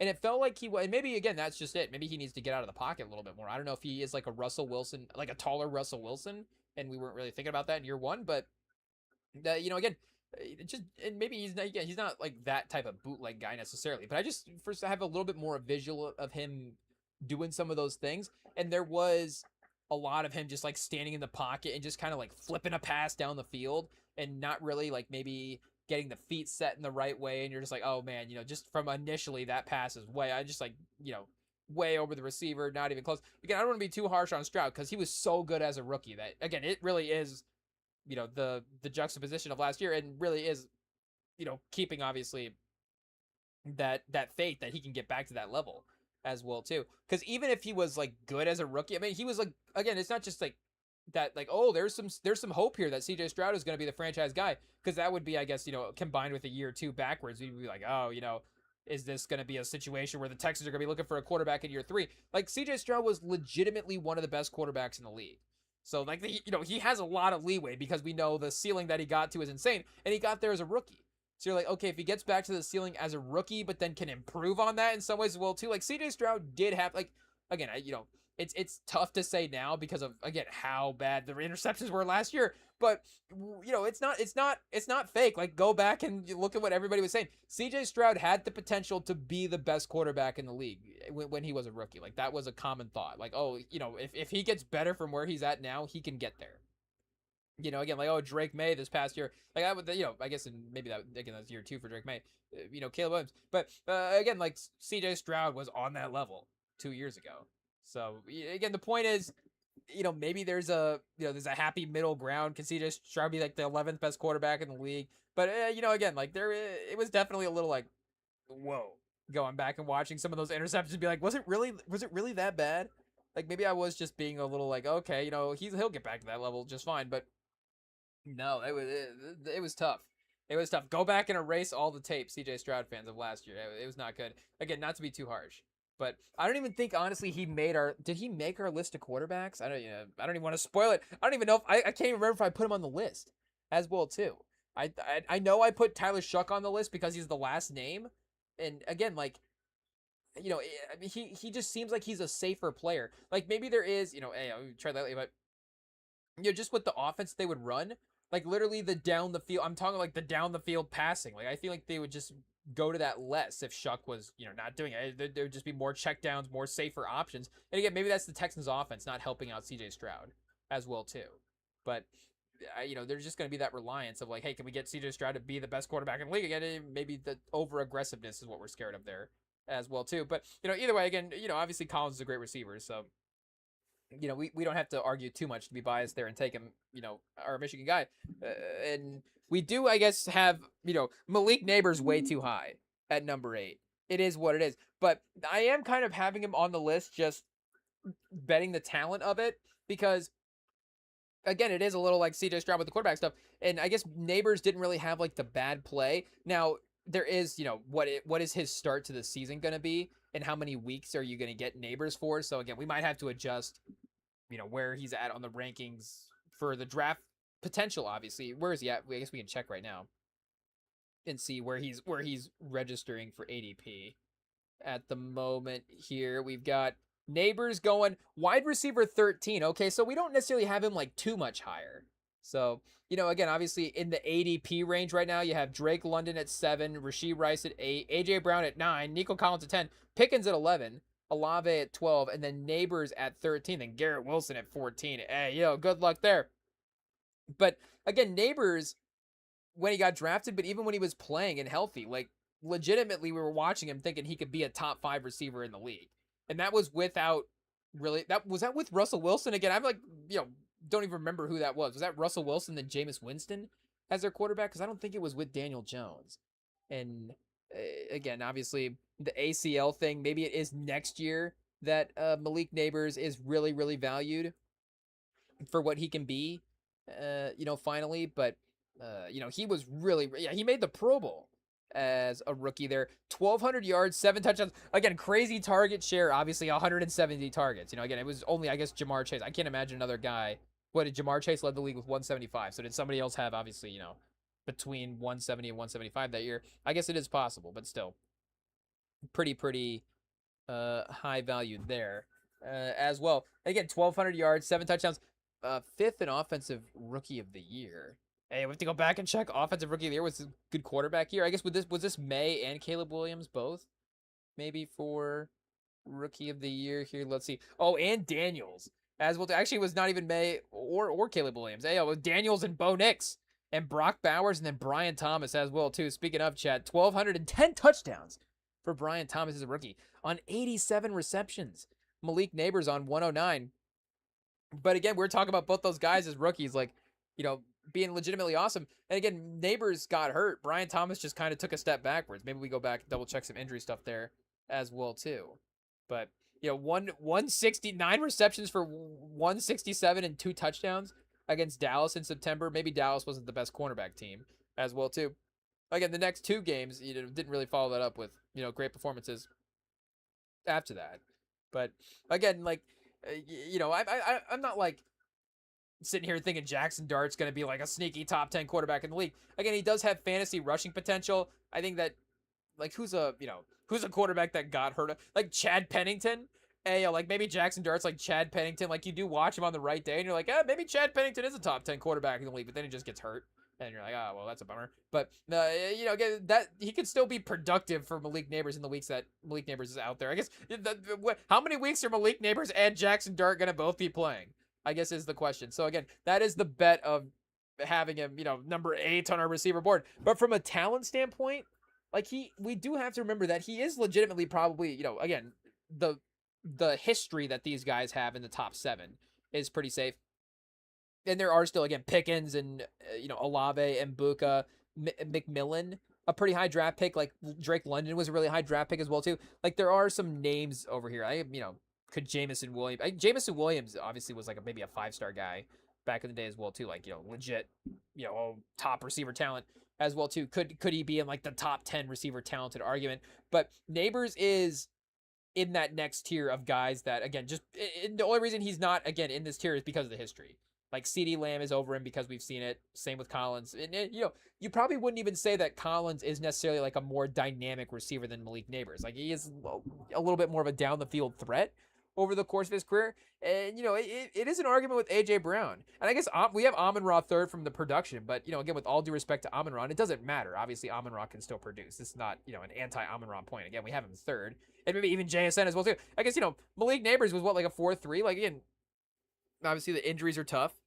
But, like we're saying, top 10 receiver talent in the league. So this is wide receiver 13 is not like insane value. It's not like he's outside the top 20.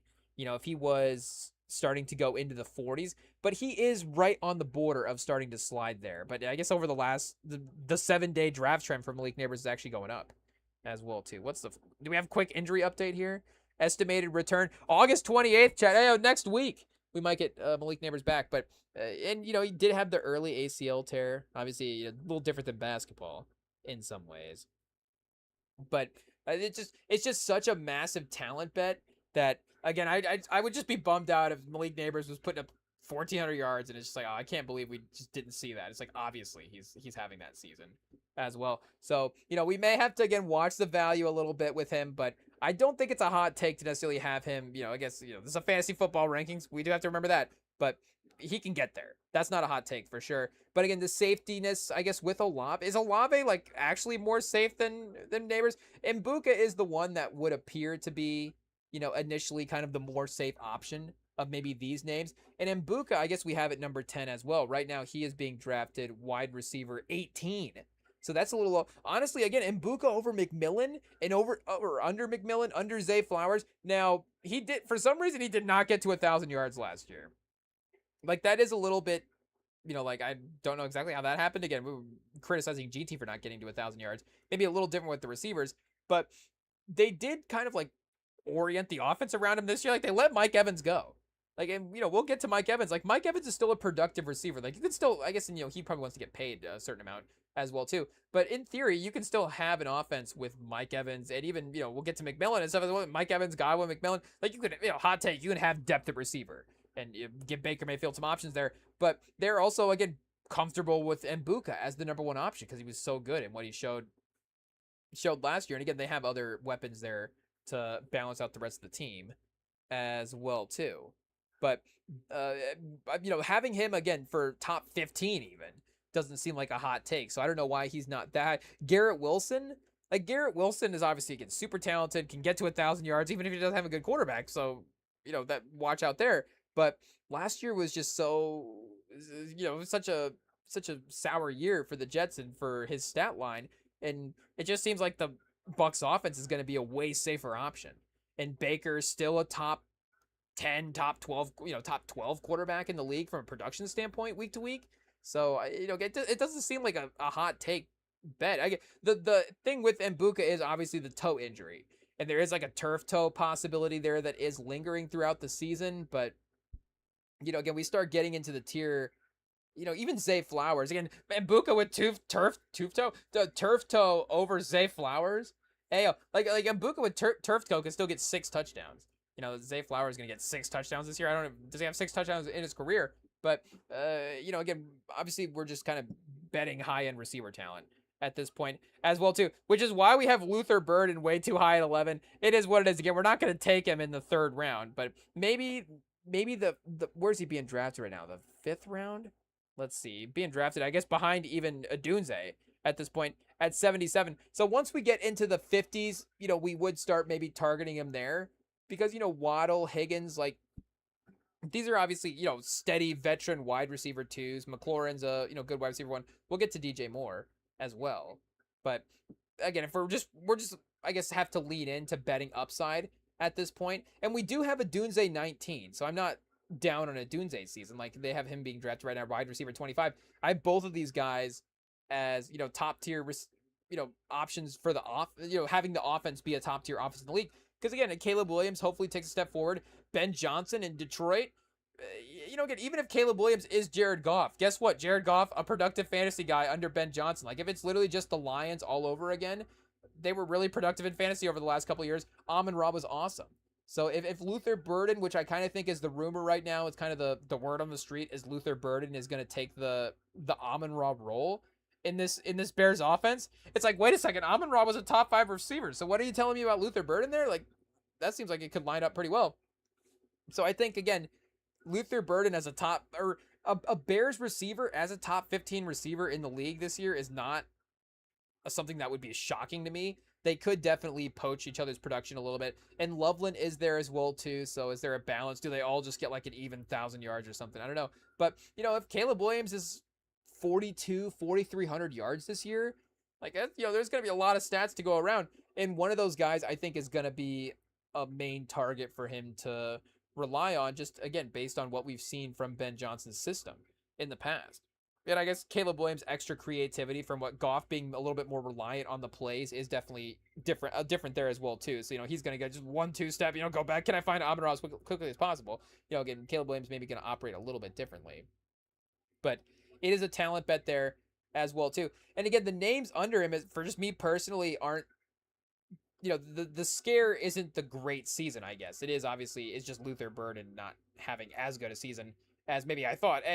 But again, I don't know if Drake London's gonna, he was awesome when he had some, I guess when he had some big weeks, but he did have a stretch last year where he was like, top receiver in the league near getting the target share as well. But again, that quarterback situation just seems really, really questionable. I was assuming Penix was going to be the starter, but he is also dealing with injury stuff as well. And then I was looking up the ESPN depth chart, and Tua was the number one starter in the depth chart. And I was like, whoa, what is happening here? If that's the case, then just, go ahead and have Drake London on the bench for like the first 4 weeks until they put Penix back in. And then maybe, obviously he becomes a little bit more serviceable at that point. But I'm not rushing to have, Michael Penix number one, or Tua's number one receiver as my fantasy receiver this year. Like, I just think Caleb Williams is a better quarterback than what the Falcons have right now. So we'll bet that. Same with Devontae Smith as well too, who I don't think is getting enough love for having the opportunity there without AJ Brown. And maybe that, I think that there is just a visual with him, again, compared to AJ Brown. It's like, can he take over the role that AJ Brown had as a, outside wide receiver? Like, they didn't draft a big outside receiver. They, Mekhi Lemon's obviously super talented and can do some of the same stuff that Devontae Smith can from a contested jump standpoint. And they brought in Dontavian Wicks. Am I saying that right? From Green Bay. So he is a tall 6'4" guy on the outside as well too, if I'm not mistaken. But Devontae Smith is that down the field receiver just as much as he is that route runner in the middle of the field as well too. Like, going back to his days at Alabama, that was what was one of those things that was impressive about him, was a guy built like Devontae Smith being as well-rounded as he was at wide receiver.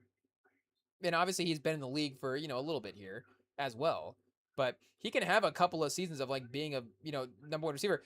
I don't know why I just kind of thought of this, but like Tyler Lockett for the Seahawks, there was a run there, and maybe again, Lockett was never like wide receiver 10, but I guess what I'm thinking is Devontae Smith is maybe a little bit of a step up from that as well too, and just the opportunity cost that he had. Like, I guess, Lockett in Seattle, if we're just looking at the targets, like 2020 he had 132 targets that year. Like, is there 130 targets for Devontae Smith this year? Like, again, the opportunity is there. Lockett never had the high end production, unfortunately. Not unfortunately, he was a very, very productive receiver. 1,000 yards here for half a decade, obviously. Again, really, really great player for sure. But, again, Devontae Smith, Heisman Trophy winner, one of the best college football seasons that we've seen. A little bit more expectations there. He did have 130 targets in 2022, 136 targets, 95 catches, 1,200 yards, and 7 touchdowns in his second season that year. And then 13 games played, was an 800-yard year 2 years ago. But it's going to kind of be, 65-ish, low 60 yards a game. So he could be a 70-yard-a-game guy this year. Wait, what does that put? I guess 70 yards was that this game this year. Yeah, so I guess, this 2022 season is kind of what we're looking at as the model here. I don't know what his fantasy ranks would have been that year. Can we check it out? Wide receiver 10. If we're seeing that right. Hey, yo, whoa. Because we're saying wide receiver with that as well too. That's the reason. 28th overall was his player ranking on the entire board in 22. So there you go. again, what did the entire league stats look like in 2022? Would this stats year be the exact same? But we have what, wide receiver 12 right now. So, he could again have a top 15 wide receiver season easily this year with being a much more solo Eagles producer. And Pickens at 13, again, literally just had 1,500 yards this past year.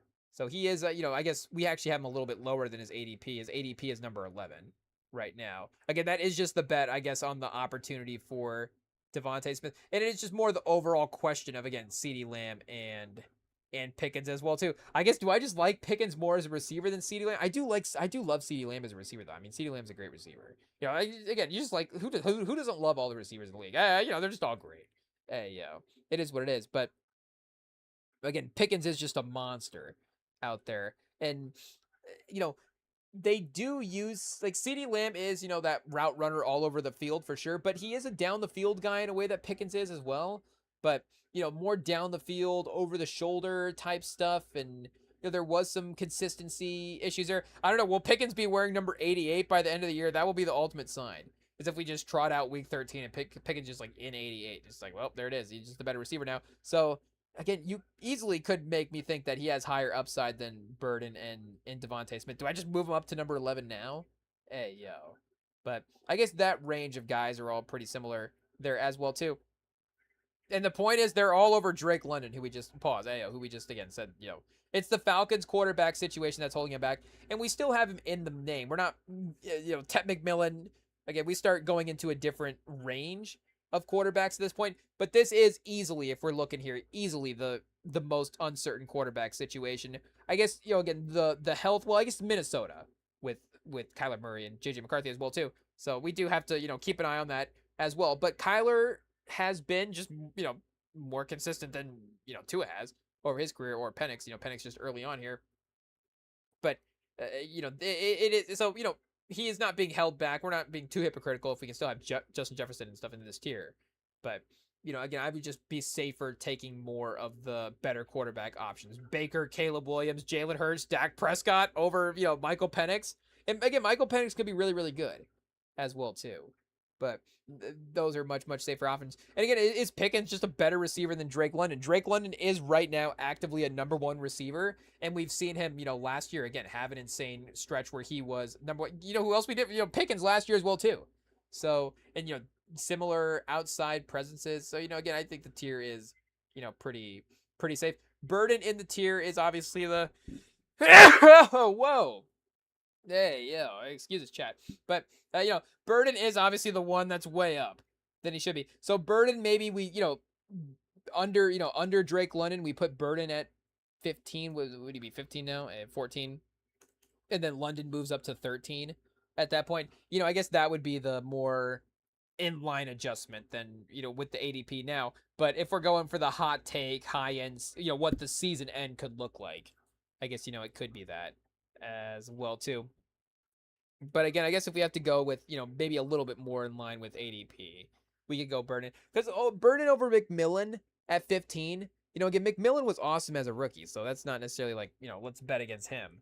But, that Bears offense, I can see being a little bit more productive from a passing standpoint than the Panthers offense, which we do hope that Bryce Young can still be productive in terms of them, winning the AFC South, or the NFC South. If they win the AFC South, that'd be interesting. But, for them winning the NFC South. But, and... McMillan is one of those main option guys as well, too. Like, Coker is on the long list for sure. And, Xavier Legette we do like, but I don't know if he's going to be draftable in fantasy this year at all. But McMillan is a pretty safe number one, again, heavy target share last year for sure. But, maybe London is a little bit more, that could be, again, we'll give London, I guess, the veteran boost there at that point. But then we'll take Burden over, we'd prefer... Again, Burden versus, and this is, again, drafting at the ADP as well, too, I guess. Like, we prefer Burden in the draft overall than McMillan. Like, we wouldn't sit here and draft Burden over McMillan if we don't have to. Again, if we're sitting here with pick, I guess, 42 and McMillan's on the board, I guess, but again, we go to the long list with the running backs as well. Like, I think I would just maybe, we'll probably end up with, like, Kyron or something like that. But, again, obviously, high upside guy that you do have to have pretty, much in the top 20.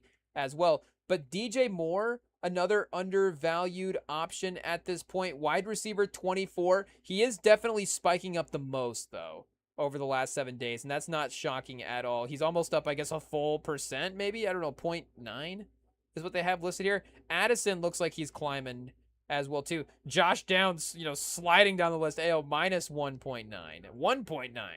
Whoa. We've got Debo. Oh, no, we got Jaden Reed at a 1.7, and then Xavier Worthy at a 1.9. Turns out Xavier Worthy is actually the highest draft riser, I guess, in the past 7 days. But I guess top 3 is we also have DJ Moore as well too. And again, it's just a safe option where he is kind of the best receiver they've had there recently. Like Keon Coleman is still, a high value first round pick, or not first round pick, what was he, a second round pick, but high value draft pick that you would assume that they would still want to really incorporate in the offense. Shakir has been a steady veteran there over the past couple of years as well. But again, DJ Moore, just in terms of then getting a more consistent Pro Bowl level receiver, maybe not the most explosive guy. But I guess, oh yeah, Diggs was, I was like, who do they have there the last couple of years? Yeah, Stephon Diggs was the main guy. So maybe 80% of what a high-end Stephon Diggs year could be. Like, and, Stephon Diggs maybe was like a, top 7 receiver. One-time first-team All-Pro. Hey, so, one-time one of the better receivers in the league there as well. What did he have that year? 1,500 yards and 8 touchdowns cooking. Oh, led the league in receiving yards at 1,500. Oh, shout out. 166 targets, 127 receptions. So, again, Diggs obviously does have the lead potential at one point, and then did get to 1,400 as well too in 2022. Maybe again more in the 11 to 1,200 yard range in some of the other seasons as well. I guess his 17 game average at 1,200 yards, 8 touchdowns. So yeah, I mean Diggs is cooking. I can't underrate him as well. But again, DJ Moore, I guess is there 1,200 yards for DJ Moore this year in Buffalo? Could be. Again, they're definitely going to be a heavy run-focused team. James Cook, we would assume, would still be a high-value player in fantasy. Again, we still have him in the top 10 running backs, obviously, first-round target.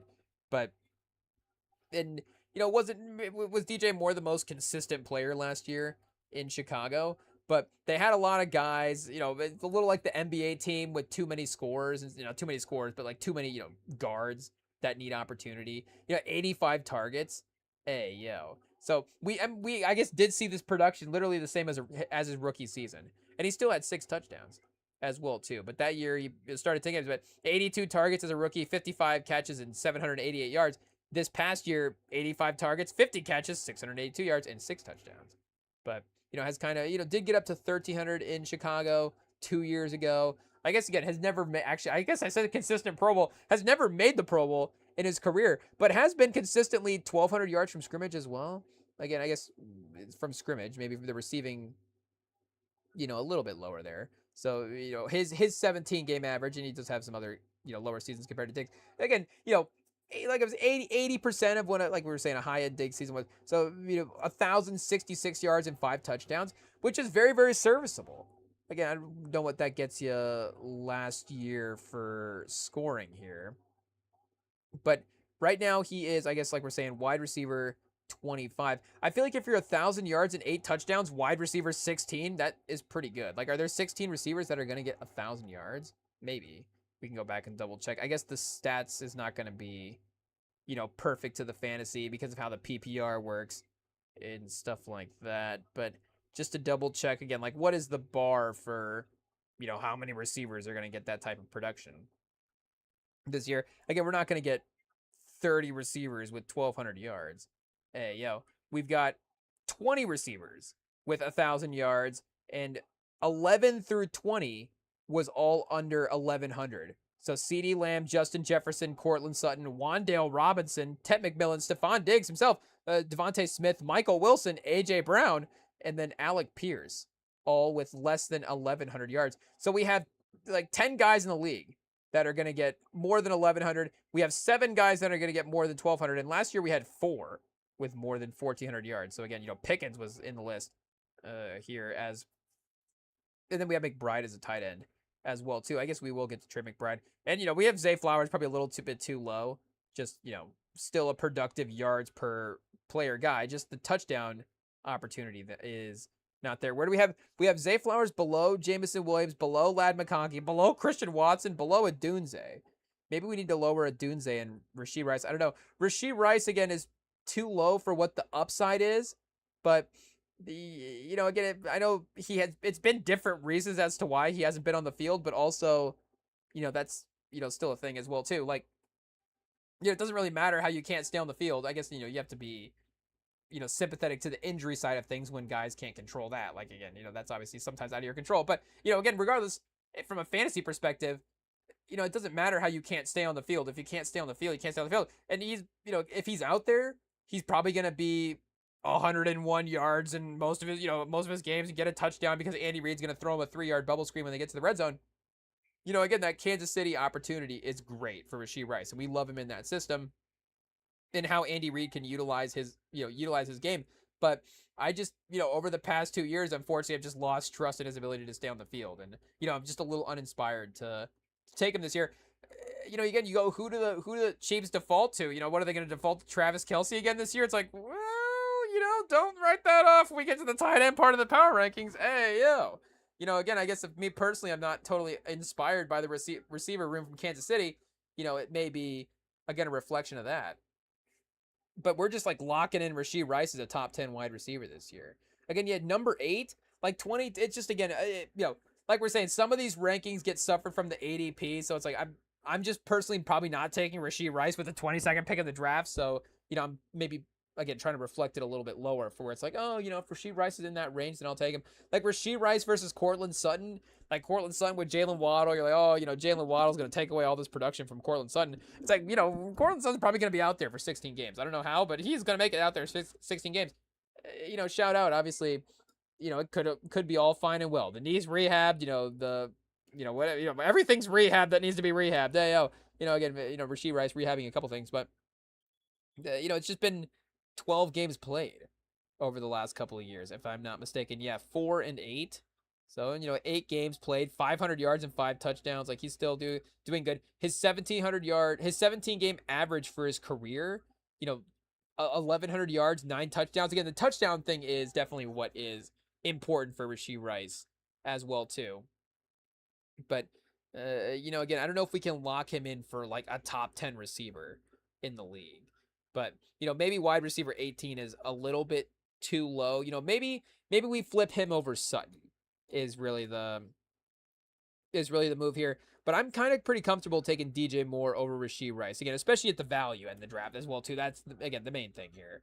Where, I guess, and again, DJ Moore, I guess we'll have to see where he's at draft time as well, too. But DJ Moore as, again, the 24th, was that right? The 24th receiver. So you can get DJ Moore in the 6th round versus Rashee Rice in the 2nd. Maybe one less touchdown and 50 less yards for DJ Moore. I don't know. But, again, more games played. I don't know, whatever you want to say there. But, either way, again, I'm just a little hesitant on the Rashee Rice receiving season, though. Again, we have obviously been super high on what that opportunity is there going back to the draft. Sutton's another season that I'm really, really positive on this year as well, too.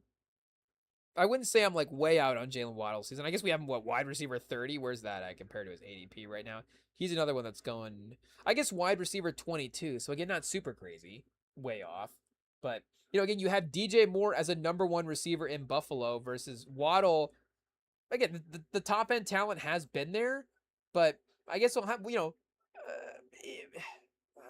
I don't know, like, why I'm saying this. Again, this is just a guy on a couch just talking. Like, we can go watch training camp. There are reporters that could easily refute this, but, is Jalen Waddle going to be the same level of explosiveness? And even if he isn't, like, he's still going to be productive, but, again, has he been, well, he has actually been, like, a really good receiver when he's been out there. Hot take, it's not like a, I guess maybe 60 yards for his career. I don't know what the exact number is, but, again, especially without Tyreek Hill there for sometimes. Like, there was a stretch at the end of last year where it felt like, he was maybe a little bit more like 70, 80 yards. I don't remember. But, there is that, conversation piece of it where Jalen Waddle has had that wide receiver 1 upside in his career in the past. But I just like, and I guess the creativity, maybe you use him a little bit more around the line of scrimmage. I don't know, easier passes for Bo Nix. But Courtland Sutton's been like 1,000 yards almost every year and just a really productive receiver. And, again, you do have Waddle with some injury rehab stuff there. Maybe he's just been inconsistent staying on the field. I'm just, again, injuries. Hey, I don't like injuries. It is what it is. I guess we make exceptions. Again, we have a Buka High. It is what it is. But either way, Waddle's injuries, I guess, in the past have been ones that have been, a little hesitant here. But I guess we can always, we can move him up the list as well. That's no problem. We can do some adjustments if we have to. No Pro Bowls for Waddle. Did lead the league yards per reception in 2022, 4 seasons ago. But again, even that hasn't necessarily been as high as well, too. He was 18. It's still been really good, 14, 12, and 14. So, he's still, again, has a very high, wide receiver 2, wide receiver 1 level of production. But for his career, again, 17-game average, 1,100 yards, 6 touchdowns as well. If we go the last 3 seasons, he has been averaging 15 games played, about just under 900 yards and 4 touchdowns. So if he does get to 17 games, obviously, he can get to 1,000 yards and 4 touchdowns there as well too. But the touchdown production has been a little bit lower. Courtland Sutton does have that red zone threat there, and again, Waddle just has been kind of right on the edge of getting to that 1,000 yards. I guess in 14 games in 2023, obviously he was cooking then, but the last 2, a little bit in the different direction, and it could be it could be a bounce back in that 3rd season, I guess 4th season from 2022. I don't know. And maybe he should have made the Pro Bowl in 2022. We go back and check out the teams here. I guess Tyreek Hill was probably cooking that year as well. But so wait, who do we have Waddle under here? I guess it's just more it would be like the really high upside bets as well. But again, we can keep an eye on maybe making some adjustments there. And maybe we move Courtland Sutton down a couple spots here would really be the case instead of moving Waddle up necessarily. But I am just a fan of Courtland Sutton's game. Hey, he's been such a productive receiver there for Denver that you feel like again, there is just a consistency that you can rely on a little bit as well. I guess 1,000 yards in each of the last 2, 8 and then 7 touchdowns. Maybe not the seasons before that. So I guess this is the Waddle path. Like Courtland Sutton had 1,000 yards in 2019 and then didn't have 1,000 yards again until 2024. So you can't obviously reemerge with the good stat seasons. Adunze, Christian Watson. I guess we could move Adunze up over Sutton. I don't know. Christian Watson again with the health thing.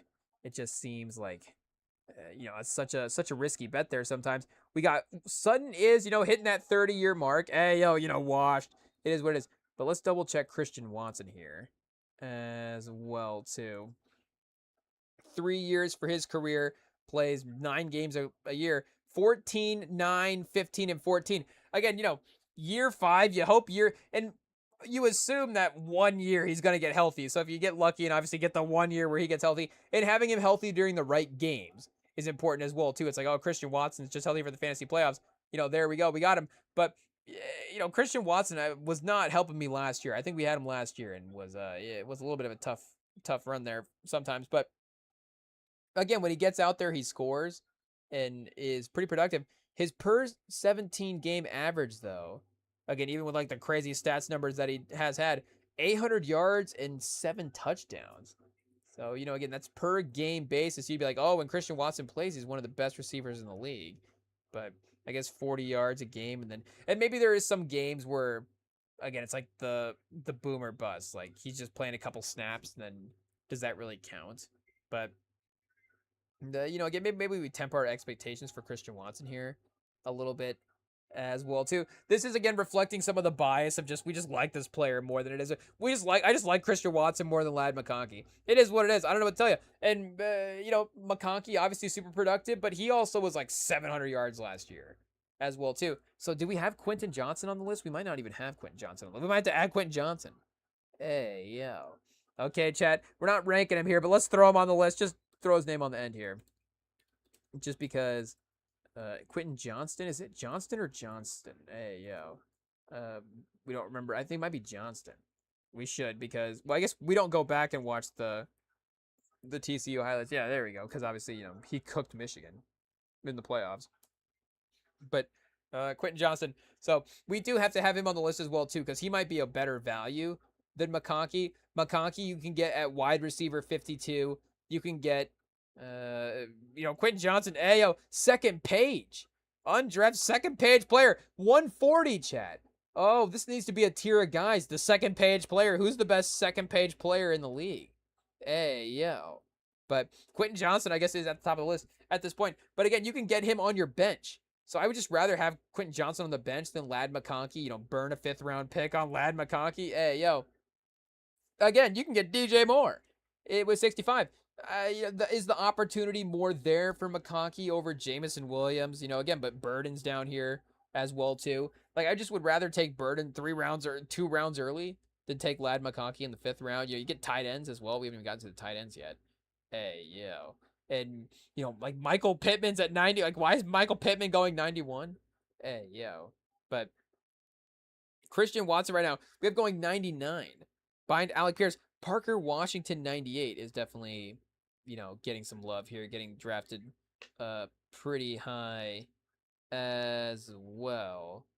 But again, just and the Chargers do weirdly, they are one of those teams like Herbert, I guess, has had some good yardage seasons. But here, let's go back and double check before I just start spewing takes. Let's actually think through this real quick.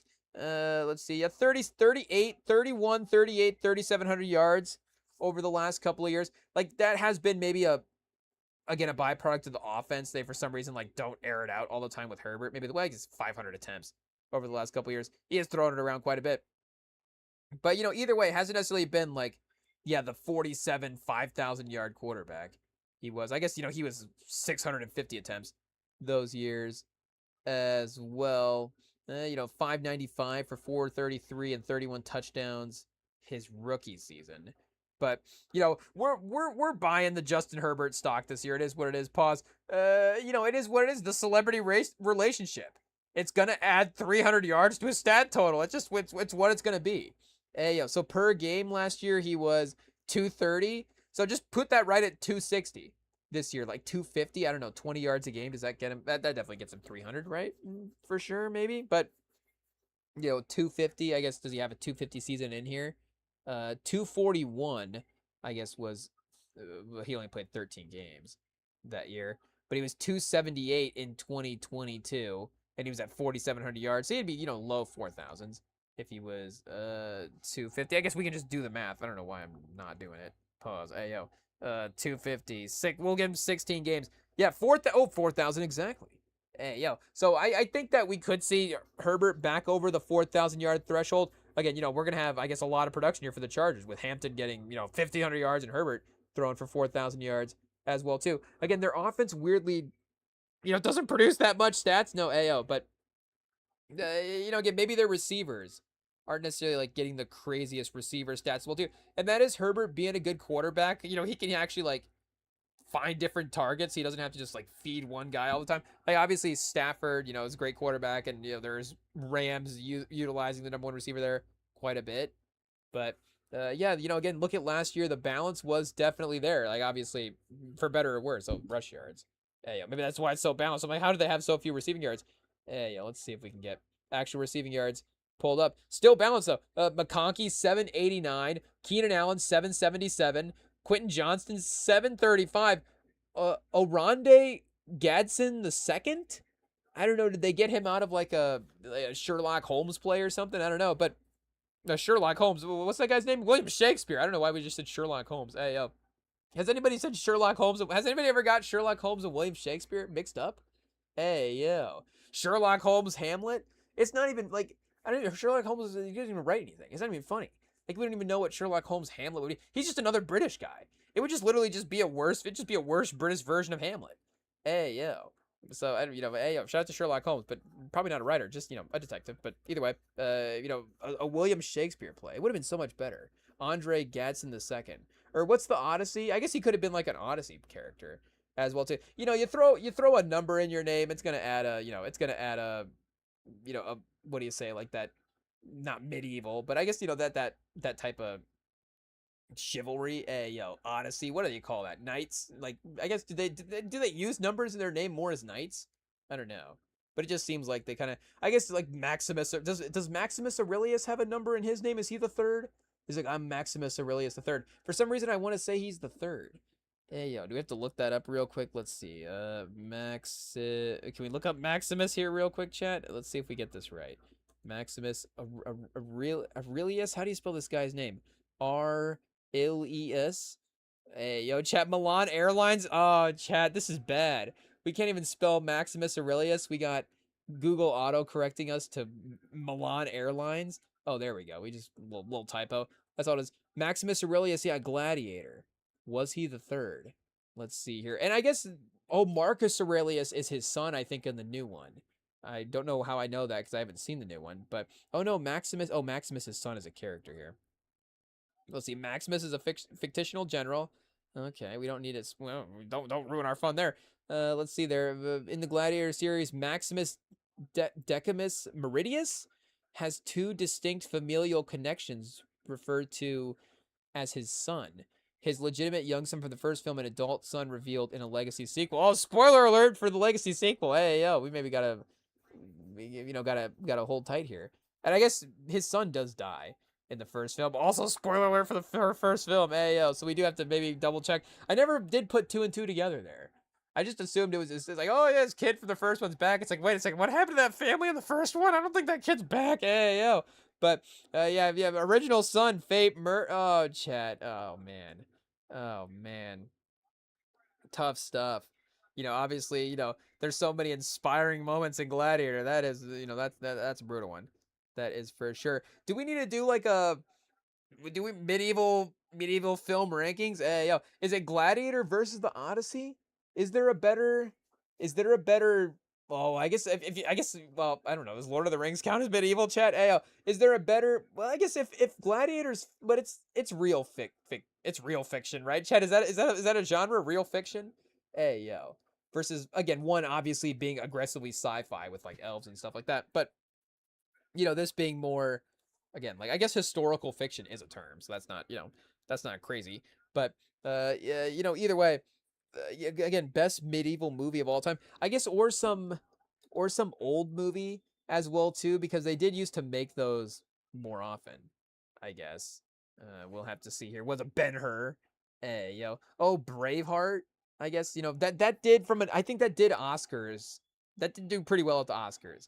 Obviously maybe Braveheart hasn't aged the best, and I'm not like throwing on. I can't honestly this medieval movie playlist. I can't say I'm throwing much of these on. Got to be honest. The Seven Samurai, #1 overall. Maybe I was gonna say maybe I'd throw this one on 327. Hey, yo, it's going to be a long day of just nothing to do, but just background running that one.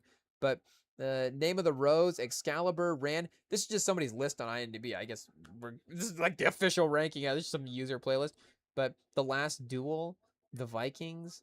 Again, no Ben-Hur. I guess so. What does this really mean if Ben-Hur is not on the list? I guess do we have to go back and watch Ben-Hur? Oh, does The Princess Bride have to count as one? I just remember watching that as a kid. That's all. So that's why I remember the name. Haven't revisited it in 20 years. Can we say that? Has it been 20 years? I don't know. Hey, yo, is Monty Python a top 10 medieval movie of all time? Again, I haven't seen Monty Python in a decade as well too. Hey, yo, Timothy Jeveland. Timothy R. Jeveland is giving us a ranking here, I guess, maybe if we're getting the name right. The Messenger, The Story of Joan the Arc, The Vikings, 1958. Ran, 1985. Oh, and where's our guy Gerard Butler, 300. Hey, yo. People love that movie. A Knight's Tale is on here as well, too. Our guy Heath Ledger, shout out. Aguirre, Wrath of God, 1972. And then we've got A Man for All Seasons, 1966. This looks creepy, chat. Hey, yo. It's like a Jabba the Hutt Pope situation. Oh, man, that's not good.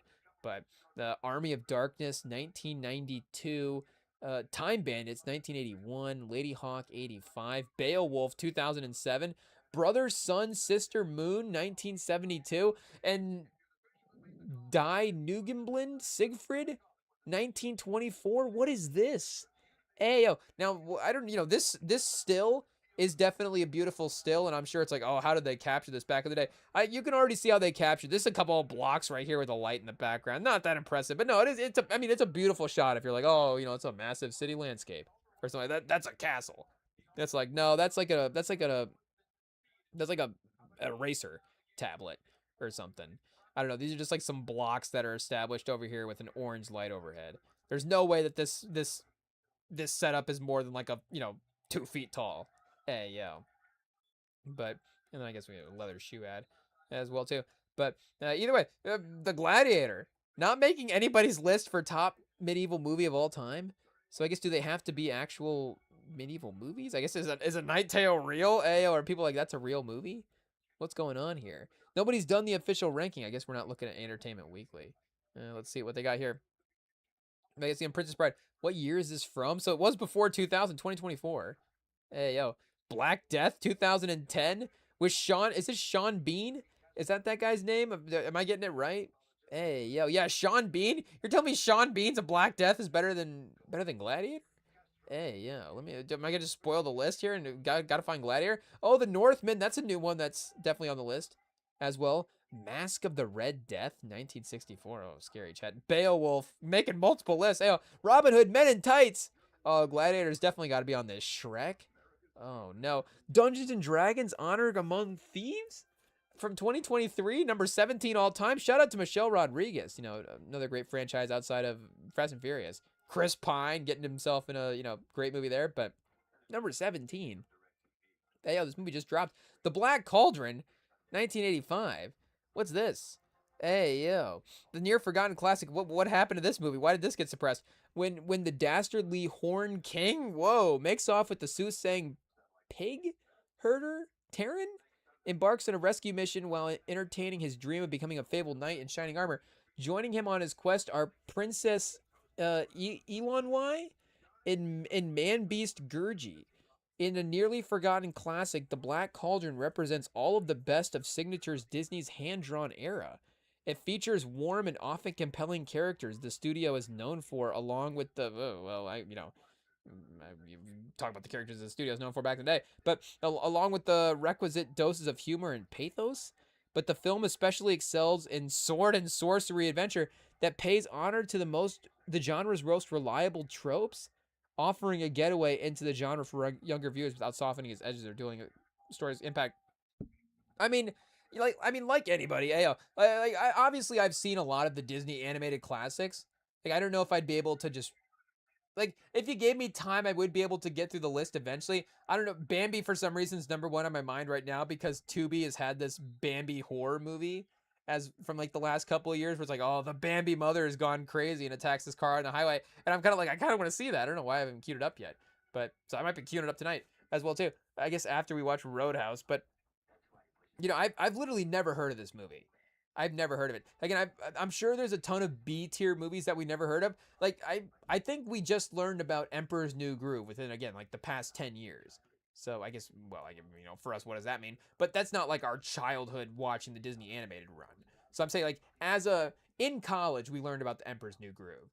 So again, I think we had our we had our DVD. I don't know how we got our DVD collection because some of them were definitely like added in again when we were growing up. But it's just like our DVD collection was like always there. Like I guess we just we had Kung Fu Panda before it dropped somehow, so it's just like I guess it was just in the DVD collection all the time. But or VHS, there was a couple of VHS tapes. I think we had Toy Story on VHS, but from '95, some might have been like an OG drop. We might have to go find that. That might be valuable. I don't know, but we probably chucked it. It is what it is. We were like, this is trash, and they were like, oh wait a second, physical media. We didn't know that was gonna bounce back. But again, I've literally never heard of this. So are there other Disney we were never on Disney Plus one day and it was just like, watch this movie, this forgotten Disney hand-drawn. So there must be something really bad in this movie. Hey, yo. Because make no mistake, they took some swings with some of the Disney classics and you're like, oh man, it is what it is.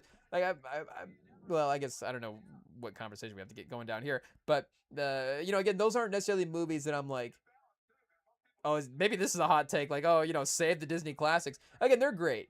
They're great. And they are like the fan base for the Disney animated classics is obviously definitely there. Again, they're always going to be around, I guess again, I've ripped through the names of them. It is what it is. And maybe they are a little bit more, I guess, well, they're not all princessy. That's definitely very misogynist. It is what it is because the Lion King, but I guess it's also is it misogynist to think they're not as well too? I don't know, but either way, they're obviously, storylines that appeal to everybody all the time. But I guess, and maybe the Lion King, is maybe the top one there for sure. That's like you have to watch. You have to pass that down the generations. But I guess for me, I'm not like, oh, I can't wait to show, I can't wait to show the next generation the Disney animated classics. Like, I guess for me, that would honestly be the Pixar movies. I would much rather, watch the Pixar movies than the Disney animated classics. And, I don't know if that's a super hot take. Again, that's, I guess, what we grew up with. And that's just maybe a product of the time as well, too. Hey, again, we were growing up with Pixar. Pixar wasn't around when those Disney animated classics were being dropped in the 90s. And, maybe evolved into that a little bit. And they don't really do the hand-drawn stuff anymore. I guess that would be a conversation is, would you do a movie that looked like the 2D, I guess I'm pointing at the screen, use the mouse here, that looked like the 2D like this? Because I think there would be a nostalgia bait for it for sure. But again, like Pixar is like there isn't really anything. I guess DreamWorks does kind of look like Pixar in some ways, Illumination a little bit as well too. But either way, I think there would be, and again, like I'm saying, like everybody grew up with them in some ways, and people are still going to watch the old ones. So there's not going to be that the audience that is going to go see the Disney hand drawn animated movie is still going to be able to be captivated. I think, though, again, I don't really know. Like I'm saying, I don't know, is Princess and the Frog one that is entertaining now as well too, or would you rather just watch Moana or something like that, or Frozen? Again, maybe the Disney animated classics are, or the Pixar movies are just for the generation. Maybe it's not a hot take like I thought. Maybe it's more of a generational realization. Hey, yo. But I guess the point is, we stumbled on a new Disney classic I've literally never heard of. So we'll have to do some research. What other Disney classics got buried? And, what's going on? Hey, yo. But yeah, I guess we have a little medieval. We're spiraling out of control here. It is the Green Knight. Hey, we're just trying to find where Gladiator ranks for best medieval movies of all time. We got another Disney movie. Ayo, Sleeping Beauty. I guess Sleeping Beauty, I might have to cue that one up. Sleeping Beauty is pretty good. I'm not gonna lie. I guess we did have Maleficent, but we haven't had the good Sleeping Beauty movie from the Sleeping Beauty side of things. I guess I'm gonna have to go back and cue up Maleficent. Does that have the battle? But I guess spoiler, like doesn't the witch die at the end of Sleeping Beauty? So I guess we don't have to like kill off Maleficent. But I'm just saying, like that one actually has the best action set piece of any Disney animated movie is the end battle for sure. I do have of any of the Disney animated movies, there's like a still, I can't even really think of it, but I just like have some vague version of him fighting the dragon in my mind. I'm trying to think. Like Cinderella doesn't have a set piece like that. Maybe them rushing around back to like get the pumpkin. I don't know. There's some like the pumpkins changing around, like might do something there. But then even Lion King doesn't necessarily have like a crazy fight per se. There is some action stuff as well too. Like again maybe between Scar and Simba at the end, and obviously not to spoil the Lion King if you haven't seen it, but the Mufasa obviously scene is if Nolan was doing that practically, that would be insane. They're like, oh, Nolan herded up a million deer and just ran him through the valley and dropped a dummy lion in there or something. I don't know, but again that's obviously would be crazy to do, but the dragon fight again like I'm saying that obviously stands out. I can't think of another fight like that in a Disney animated classic. To be honest, I think there's only about 5 Disney animated classics that I can think of as well too. We got Lion King, Jungle Book, and then the big 3 for the princess movies. Again, it is what it is. They were on in our house. That you have a sister, and you know what? Again, we can sit here and they're good movies. It is what it is. Are we gonna queue them up? No, but is there a quote unquote quality there? Sure. It's not. We can admit that. That's not a hot take. Again, they're classics. But the Snow White, Sleeping Beauty, and Cinderella. So for the hand drawn Disney classics, again, those are the 5 that I can think of. And those might be like the heavy hitter 5 as well too. I don't know. Is Jungle Book considered like a top 5? I think again Lion King would be for the new '90s movies. I guess again you do have like we're saying, the Princess and the Frog. Like people did grow up on Pocahontas, Hercules, but those weren't. I don't think like Hercules would be in the argument for like tier 1. I think you're still going back to the heavy hitters. I guess again we got Sleeping Beauty at number 10 all time for the medieval movies here. Princess Henry, like this is even a travesty. Is it ranked over Prince Henry or under Prince Henry? Macbeth at 71. Army of Darkness. Chat, we better get to Gladiator soon. The Passion of Joan of Arc, 1928. Hey, yo. So we're due for a Joan of Arc movie, I guess. We did just get the Odyssey. We should get it. Do we have to look this up? Greta Gerwig. Hey, yo. Let's see. Joan of Arc movie chat. What do we got? New? Let's go. Joan of Arc, new movie. Let's see if we can find anything. Is anybody doing the rights? Warner Brothers schedule. Baz Luhrmann? Ooh. Okay. Jeanne d'Arc is, I think we, sorry to all the French people out there, chat. Hey, I don't know what accent that was, but theatrical release November 22nd, 2028. Okay. Interesting. The film is framed as a teenage coming of age story set during the 100 Years' War, starring newcomer Ilsa Johnston in the title role. Oh, okay. I didn't know if this was Indy Navarrete just get every role ever, just go be Joan of Arc. But Baz Luhrmann, I guess, like we're saying, is directing. That is a name I know more from listening to the Big Picture Pod. I can't say that I know any Baz Luhrmann movies off the top of mind here. But let's see what we got. Oh, Romeo and Juliet. Okay, he does like doing I guess a medieval set piece in some ways. I guess, is that like Renaissance era? I don't know. But Gatsby or Romeo and Juliet might be like 1980. I don't even know what that year, what year that is set. I always just assume it's medieval, but again, it could be like 1890, like turn of the century, 1904. You're like, wait a second, Romeo and Juliet had a car? Like, what's happening? I thought it was all horses. But, again, like Great Gatsby is like 1936. Like, it's like, oh, I thought this, but I guess that's not a hot take. Like, that's that era. That's like I guess it's like Roaring Twenties, is it not? But, so I guess there's some movies here. Moulin Rouge, Elvis. So, obviously working with our guy, Austin Butler. Hey, multiple Elvis movies, it looks like. Elvis's Presley in concert and also the Elvis biopic. So it turns out Baz Luhrmann just loves Elvis Presley. Hey, but I guess, also Joan of Arc as well, too. I don't know. Does Baz Luhrmann do action set pieces? I was assuming like a Christopher Nolan, again, like a Gladiator, like Joan of Arc's leading the charge going into war.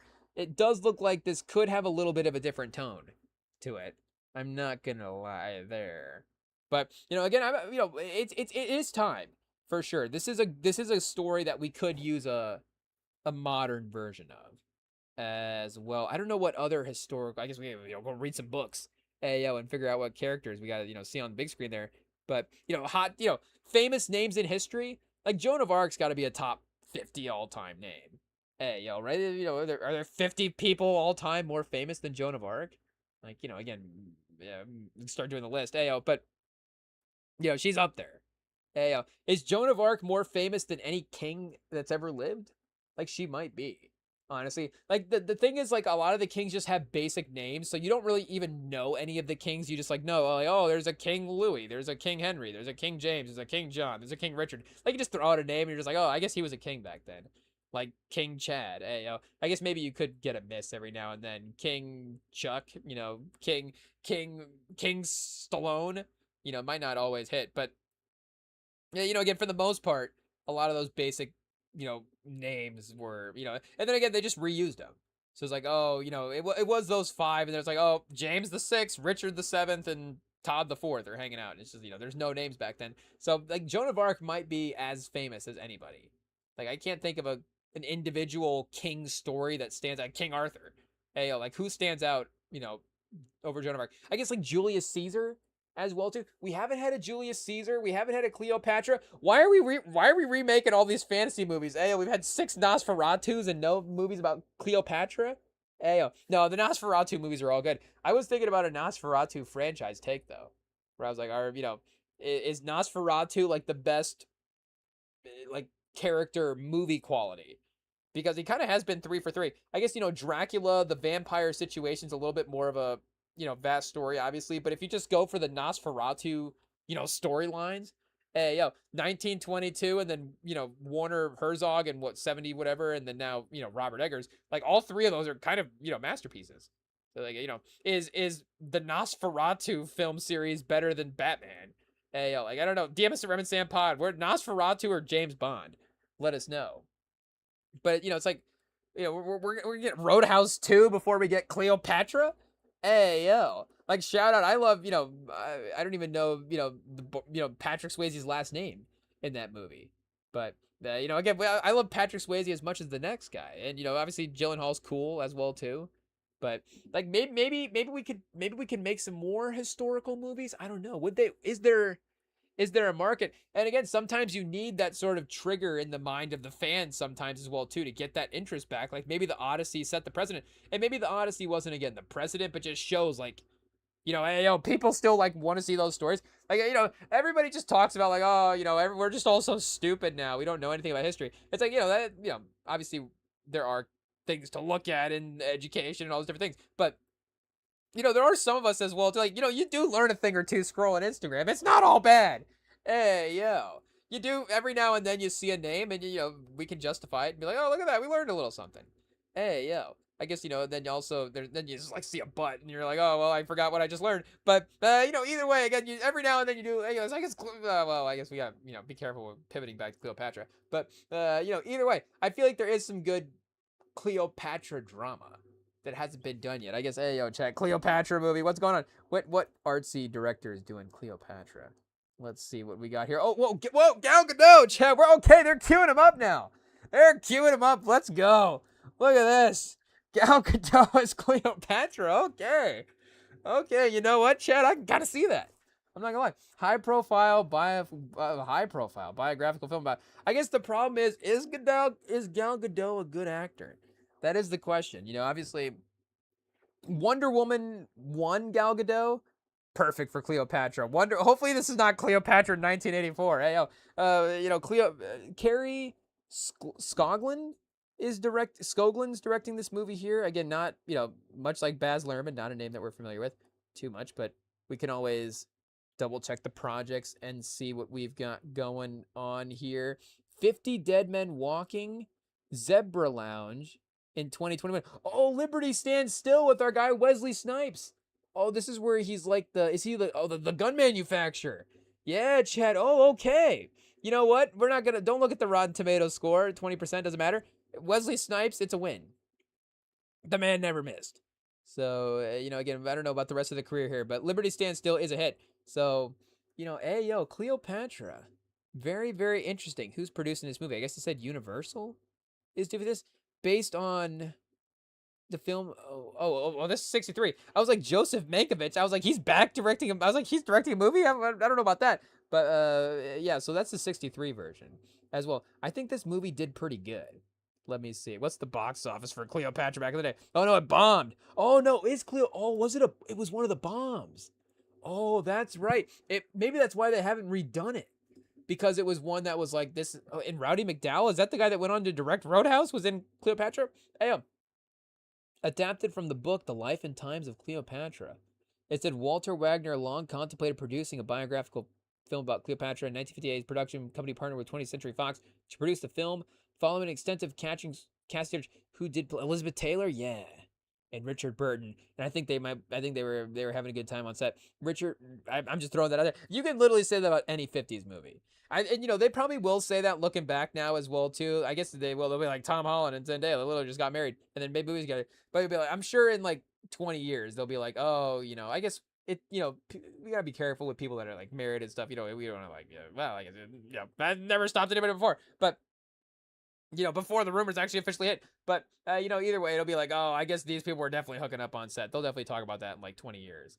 And I'm sure the stories will drop as well, too. As time gets on, then people drop the books and the biographies, and they're like, actually, this is what happened on the set of that movie that time.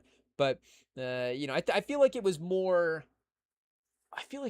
public. And I guess it just depends as well, too. Like, you do get the movie where it's like, oh, look at this. The co-stars are hanging out, holding hands, walking down the street. Like, oh, are they dating now? And then it's like, oh, well, now that, okay, I guess this is the rollout for that rom-com. These co-stars have to date now. But, again, then you do get sometimes the movie where you're like, oh, I guess, that's happening. I guess the most, well, the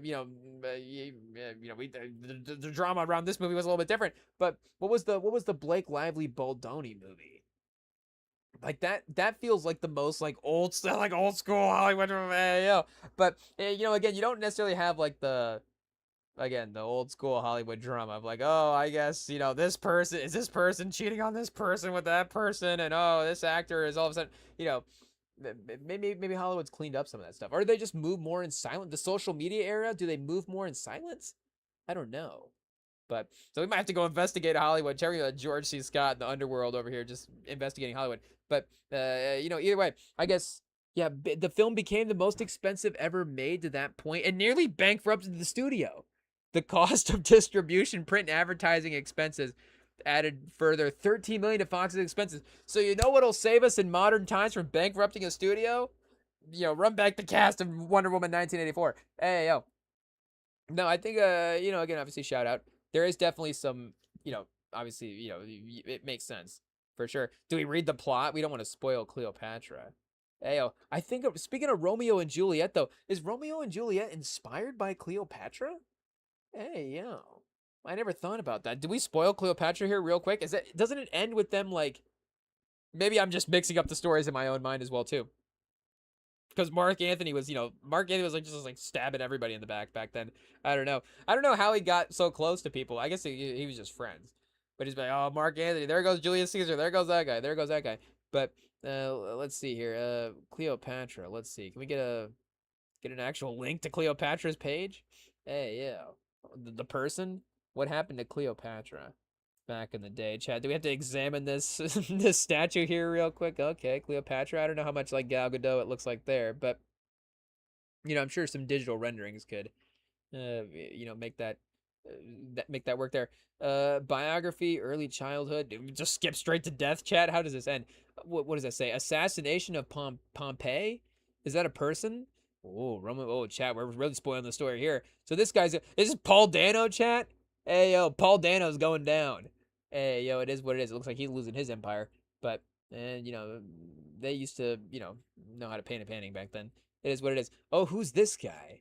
Hey, yo. I don't know if I can cast this guy necessarily, but, this is Julius Caesar. Oh, who's Jude Law? Maybe we get Jude Law in as Julius Caesar. It looks like that could be like Jude Law. He's got that bald forehead. That's Jude Law's forehead. I don't know if that's Jude Law's, below the forehead. But the wraparound hairdo with the forehead there, that's Jude Law if I ever seen it. But then we got the Egyptian portrait of Ptolemy. Hey, yo. I don't know. Oh, that's just the dynasty that they were in. So this is also possibly Cleopatra. I guess, we don't know about that one there. That looks a little different than the other one. Mark Anthony. Hey, Mark Anthony, chat. What a charming guy. Hey, yo. Just everybody, we all know what's going on back then. It was disgusting, but let's see here. Just again, we're skipping straight to the end. Mark Anthony is going to lead denotions of man, chat. What a life. Hey, yo, so much going on. Downfall and death. Here we go.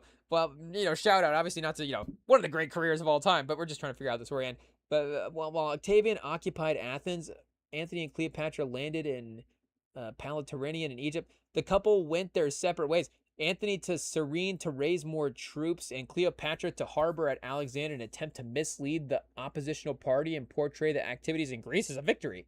She was afraid that the news of the outcome of the Battle of Actium would lead to a rebellion. So look at that, just the government lying to the people back in the day. It's been happening all the time. It is uncertain whether or not at this time she actually executed we actually don't know, but he's dead. So Artavius II's dead, and sent his head to his rival Artavius I of Godfather situation. Whoa. Hey, yo. So that's who we need directing this movie right now, Chef. Francis Ford Coppola on Cleopatra. What a film. Hey, yo. Give me a Gal Gadot off of 1984 and Ford Coppola off of Megalopolis. Oh, man. We're just bankrupting the studio. But Lucius Perinius, Anthony's appointed. Shout out to Gal Gadot. Hey, yo, we're just having a good time over here. We're really just making fun of the outcome of the movie. It's not, more so than Gal Gadot's career or anything like that. But, because Fast and Furious is great. But Pinarus, Lucius Pinarus? Hey, yo, Anthony's appointed him the governor of Cyrene and received word that Octavian had won the Battle of Actium before Anthony's messengers could arrive at his court. Okay, so it looks like somebody's gonna get upset about this news. It looks like, oh, chat, Ayo, again, another highly descriptive painting. Turns out there's a lot of, it is what it is, a lot of topless situation going on back in the Egyptian days. You see him with, they had more robes on in the history books that we were looking at. But okay, so there's negotiations here.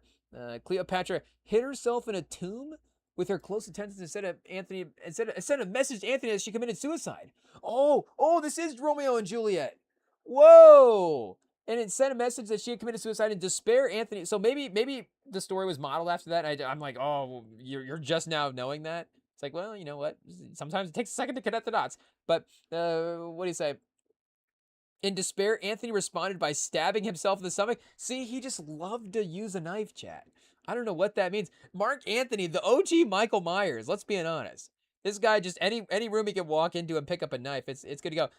They do have the 2018 Halloween on Tubi right now, and there's a scene in there when he first gets back into the town in Halloween. And he has like a hammer. He goes into the shed and picks up a hammer, and then walks into the kitchen, uses the hammer on somebody in there. Hey yo, that might be a pause. But Michael Myers uses the hammer as a different movie. But he uses the hammer in the kitchen and then just like sees a knife laying over there, just like throws the hammer. He's like, a knife. It's like I have to have it. Hey, OG time. But and it's obviously more the filmmaker paying homage to the original, John Carpenter. But it's really Michael Myers loves a knife. It's his main weapon of choice, and there could be reasons for that, but it's also very effective as well too. Mark Anthony modeling it. It turns out young Michael Myers was well read, or well no, because he used a knife even back in the day as well too. I guess that's what it is, right? He commits the first murder with the knife, so that's like his weapon of choice going forward. Now it's like mentally in there for what he has to use.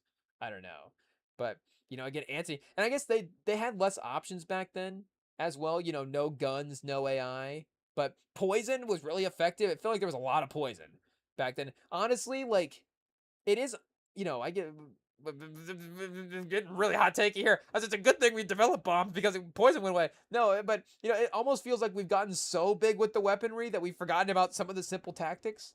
Like again, like we just used to, people just used to get poisoned. Like you literally just had to have somebody like the idea of somebody drinking like your Diet Coke before you do like that doesn't happen anymore. But Roman emperors usually just have to have somebody that was there just like oh, like sip this Coors Light before I do, because if I get wasted on this Coors Light, but somebody could have poisoned it because nobody likes me here. Like everybody's got to eat the food as well. And again, I guess you don't even know. Like the food, like that bite could have, like, oh, this part of the chicken drumstick was not poisoned, but really we snuck the poison in this part over here. So the guy that ate the poison, ate from the right side of the drumstick, and then now the king's eating the turkey, but oh, the poison was in the breast, and now it was in the thigh. Poison's in the breast. Didn't mean to get double entendre there, but because it's definitely not. That's life, chat. But now it's getting too late, chat. It's getting too late. It is what it is. We might have to go. We might actually just get suspended. I'm not even sure.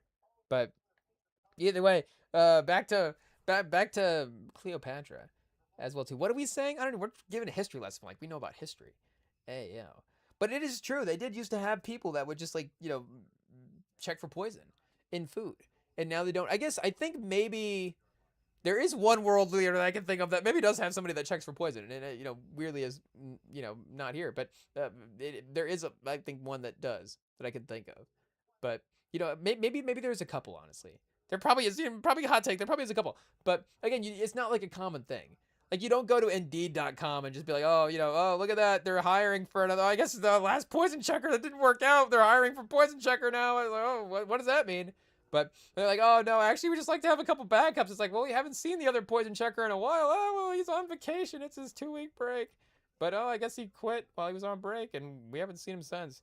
But again, it's just not a thing, as well. Or even like any high level person. It doesn't just have to be again a world leader. In a sense, obviously, we have seen, what if we're getting crazy here? But, we have seen people of company power, be targets of things as well. I guess, what are we doing? Luigi and Mangione, Chad, it's going to be a movie as well, too. We have to talk about it lightly here. They're going to, A24 is going to do it. So, okay. Like, we're talking about Cleopatra. Who's going to play Luigi Mangione? Hey, I can bring Paul Dano back for that one as well, too. I don't know. Shout out. We're just calling out Paul Dano tonight. It is what it is. But again, either way, like there's just nobody has like no CEO, no nothing. Nobody's worried about Like you would never think about like, oh, we conduct an interview on the streets, Rem and Sam on the street. Like we might get pulled off the street if that's where we're walking around. But like, hey, are you worried about poison in 2026? Like, no, you're not. But I mean, that's what they were using. Hey, yo, cause of death back in the day, it was like the plague and then STDs and poison was number three. It might have been the number three. It might have been the most used murder situation back in the day. Honestly, you just poison somebody. But slip a little. Speaking of the Princess Bride, you slip a little something in the drink. Hey, I guess now we're really treading lightly here. But either way, like we're saying, from a Cleopatra take the pharaoh out standpoint is all we mean. Either way, Cleopatra then allowed to embalm and bury Antony within her tomb before she was escorted to the palace. Oh, so I guess she didn't. The Juliet part of it was Cleopatra was like, actually, I'm not taking myself out. I guess that was unfortunate for him. But and then it says Octavian, we're way off, chat. Octavian entered Alexandria, I think the city, on August 1st, 30 BC. They got an exact date for that. It's pretty crazy. We don't know. I guess but occupied all the palace and seized Cleopatra's three youngest children. She met with Octavian. Cleopatra told him bluntly, "I will not be led in a triumph." According to Livy, in a rare recording of her exact words. Oh, sure, Chad. This is exactly what she said. Octavian promised that he would keep her alive, but offered no explanation about his further plans for her kingdom. When a spy informed her that Octavian planned to move her and her children to Rome, in 3 days, she prepared for suicide, as she had no intentions of being paraded in Rome in a Roman triumph like her sister Arsenone. I probably didn't say that name right. It is unclear if Cleopatra's suicide on 12th of August BC at age 39 took place within her tomb. It is said that she was accompanied by her servants who also took their own lives. Interesting, chat. Interesting. A prisoner of the change of... I guess we skipped the article, but there was a change of power and she was about to be a prisoner and then she died of suicide? Again, a lot of government overlap here. It turns out from 30 BC to 2026. Seems like people have operated a lot of the same ways. But what does it say? Cleopatra's physician did not explain her cause of death, although popular belief is that she was allowed the Egyptian cobra to bite and poison her. Oh, so she just went straight to the source as well. That's brutal, chat. So I guess that's what it would have been, right? They would have extracted the venom from the cobra back in the day, and then used that to sneak that into, like we're saying, the turkey sandwich of the king back in the day. But right, whatever, everything bagel, chat, king, people really like this everything bagel seasoning spread on your sandwich. Try this. But did not explain her cause of the death. The coroner's like, oh, we're not actually doing an autopsy on Cleopatra. She died with honor. But although popular, she cobra bite, blah blah blah. So yeah, I guess the point is that's how she went. Not to spoil the Gal Gadot film for you again, the Odyssey, I guess. And I guess the only reason I looked this up because I kind of knew more. Like, again, I didn't really know anything about the Odyssey, so I still don't really know how. Well, I guess I do know how it ends. He gets back, but it's a Nolan. He's making it back. Damon, he always gets back. But I guess I don't really know how the real Odyssey ends. He gets back he's probably like crazy or something. It never happened. It was all a dream. But he died and went to heaven. It's one of those two things. Either he was all a dream or he's died. Hey, it's like, oh, he died and it was just his life flashed before his eyes. Somehow he lived 300 years in 2 seconds, but. It's like, oh, this 3-hour movie was a blink of an eye? What just happened? It didn't feel like that in theaters. But, no, I think that, again, we'll wait for that to hit streaming. When's the Odyssey hit streaming? Hey, yo. Again, Spider-Man was fun. That was a great time. And, we'll be there for Doomsday. Dune Part 3 as well, too. But, I guess, unfortunately, the Odyssey is going to have to be a, at-home experience. I guess... Well, I don't know how much longer it's going to be in theaters. We might miss our opportunity. Like we said, in 2 weeks, we'll be like, you know what? Now's the week. Now we're going. But we're like college football, Michigan, low game today. Let's go see the Odyssey. But then it'd be like, oh, actually, it's out of theaters now. But, it's okay. It's okay. We'll survive. We got The Dark Knight on DVD. So, Nolan, you know what? You're good with us there. We'll just watch that a couple more times. Batman, the Odyssey, I feel like there's probably enough similarities. Like, there's gonna be something weird with time. I don't know. Again, it's odd. It's Nolan. It'll either be Damon in an alternate timeline somewhere in black and white, with Robert Downey, or just like in a time loop. Hey, I'll be like, oh, the ship keeps going around in circles in the sea. We've been here before. It's like, oh, time. That's crazy. But, Nolan, hey, yo. But, no, we love Nolan. Hey, Shadow. He's one of the greats. We don't even know what we're talking about at this point. What are we talking about, chat? Cleopatra or fantasy rankings?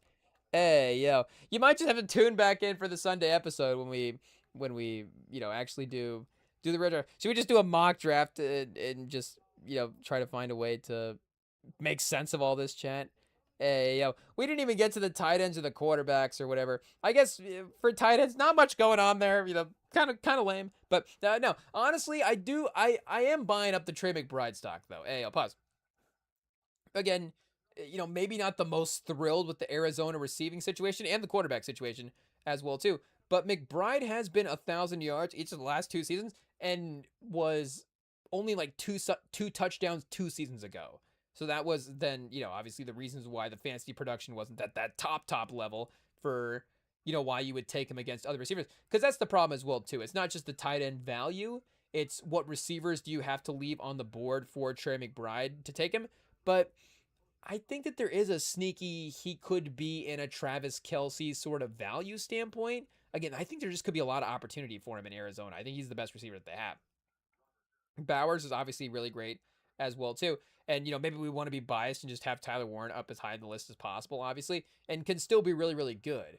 So maybe there is again more. But Kelce was still playing with maybe Mark Andrews was in the league having a good year. Like there were still other tight ends making the Pro Bowl. Ayo. So just that sort of like certainty though that if you have Kelce, just the extra value that you get compared to what everybody else's tight end is going to give you, it's just extra crazy. Like pause. Like I think that McBride could be back in that 1,200-yard range again. Again, everybody's going to get 1,200 yards. But like I'm saying, the high end for McBride's season, I think, is actually like really, really high end wide receiver 1 tier versus I think Bowers, really good tight end year. I think McBride could have like a really good receiver year this year as well.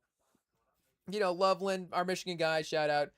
We're fans there. I do like Goddard this year, like we were saying with Devontae Smith and just letting the other pieces of the offense, having to be new to the offense there and work all those pieces out. I guess Wicks is maybe a little bit more familiar with Mannion's offense in some ways, being the offensive coordinator for the Eagles, that second receiver we were talking about earlier. But I think Goddard's good for production this year. Again, I like Kelce this year, and especially the later running backs. Pat Freiermuth, Dalton Schultz, Kenyon Sadiq. I guess we don't. Yeah, Kincaid's on this list as well too. Fannin, I don't know if we're going to be drafting him where he's at because of the Browns quarterback situation, but again, if he's talented enough that he falls in the draft, then you have to have him there. Likely, we do like Likely this year as well, being on his own. Laporta, I did just see get hurt, so we're gonna have to see adjust Laporta on the rankings here as well too. And to be honestly, if it's for the tight end, it really is just about the value at that point. Like, what are you comfortable with? And I don't really know where I'm going with tight end. Definitely targeting somebody later as well too. Like worst case scenario, I'll roll Kenyon Sadiq out there. I don't care. But I am like have Trey McBride on the watch list for like second round if everything goes bad and all the players we don't want are gone, then McBride is on that list there for sure. So I'm pretty confident in what he is able to accomplish this year. So let's again see if we can we find, I guess, yeah, we're just on the minute mark here where some of the mocks would be starting, but then I think that means that we can get into a mock draft maybe a little easier, I guess. Well, unless the ESPN's broken. Hey, yo. Let's see if we can actually get going here. I guess, do we actually have to click Fantasy Home? Okay. They're making us do some work. I see. Okay, mock draft now. Oh, nope. Moving the page. Here we go. Okay, we're getting there, chat. We are getting there. Okay, now that time wasn't on us. Okay, we're going. I don't know why using a computer is such a struggle tonight. It is what it is. Beginner? No, we got to go expert, 10 team, head to head. Pro? Expert? Is expert better than pro? I don't know. But waiting room, come on, load up. Oh, chat. The computer loading time is going to screw us on these waiting rooms. It is what it is. Let's see what we got. Oh, slot available. Boom. Can we get it? Am I signed in? I am signed in. Okay, boom, we're in. Drafting number 9. So like we said, we've been preparing all year to, all offseason to take pick number 2. But now we're pick number 9. But this is good. This is good to, get us off our game and make sure that we're looking more at our list instead of like the spot of the draft and stuff like that. So we won't be getting, and maybe I've been just like, oh, let me draft number 2. So obviously I'm getting a top player in the league. Now we're forced to think about team building now as well too. It's not like just, well, I'm gonna have Jamar Chase and the rest of my team will be fine. Give me Jahmyr Gibbs and it'll be okay. We're gonna have to do some thinking. We're gonna have to actually test to see if we'll really take Amari and Hampton on that turn there. It is what it is. The main piece of team building strategy that I have at this point is that I'm really thinking Josh Allen's gonna be the second round pick for this team. It may be too high, but it's one of those things. I don't want to risk the third round ADP just to get him at good value. And I think that his value for the quarterback position is sneaky as important as anybody in the league right now. Like, again, the receiver talent, the running back talent, the top projected amongst those guys is all pretty similar. I think Allen is still like a step ahead of all the quarterbacks at this point. So it's like, let me just take up early, and then I'd rather deal with the rest of the team. Like, I'm not dealing with quarterback. I just want to forget about it. Just give me Josh Allen, and I'll forget about it. If I do have to take, Lamar or Jalen Hurts or Drake May a round earlier, I would take those in round 3, and then Prescott and Herbert, again, I'm just kind of bought in on the veteran safety with those guys as well too. So I would definitely, be safe with those guys as well. Chad, I'm gonna have to leave this mock draft so I can go to bed. It is what it is, but we'll see. We get the we'll try to make like 3 picks here, and then take off for the night. But like we said, we do have our own fantasy draft this Sunday as well too. So tune into that live while we will be fantasy drafting and putting to the test our real fantasy situation here as well. Hey, Chad, it is what it is. We're just gonna, I guess it's 67. Be patient. Hey, I'm so impatient. It is what it is.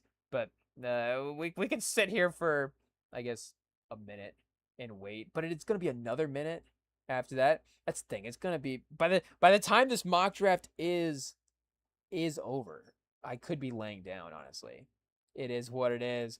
And make no mistake, I think we've definitely talked a lot about fantasy tonight and Cleopatra as well too. Should we just annoy the people by leaving right when the draft starts? But like we said earlier, you can DM us at BETSTAMP Pod on Instagram. There, we will hit us up with a message if you want to connect with us that way. Follow us on the YouTube here as well, and hit us up on the podcast feeds, chat. Hey, I feel I don't want this to be. It's not like us tapping out. It is what it is. It's just, Chad, we were running the schedule late at night. So, we're trying to do the best we can over here. It is what it is. But now it's just like, am I mock drafting? I'm just mock drafting for myself is really all that it is. But, like we said, I feel like I gotta pull through, pause, and at least make a couple of picks. Just to put the money where our mouth is as well. That's the thing. I feel like if we bail after like, oh, let's talk about these rankings and just bail on the mock draft, that's like a weak move.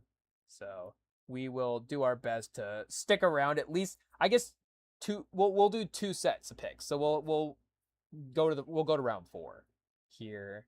Hopefully people don't take too long with making the selections. But there is a good Jonathan Taylor chance here for sure.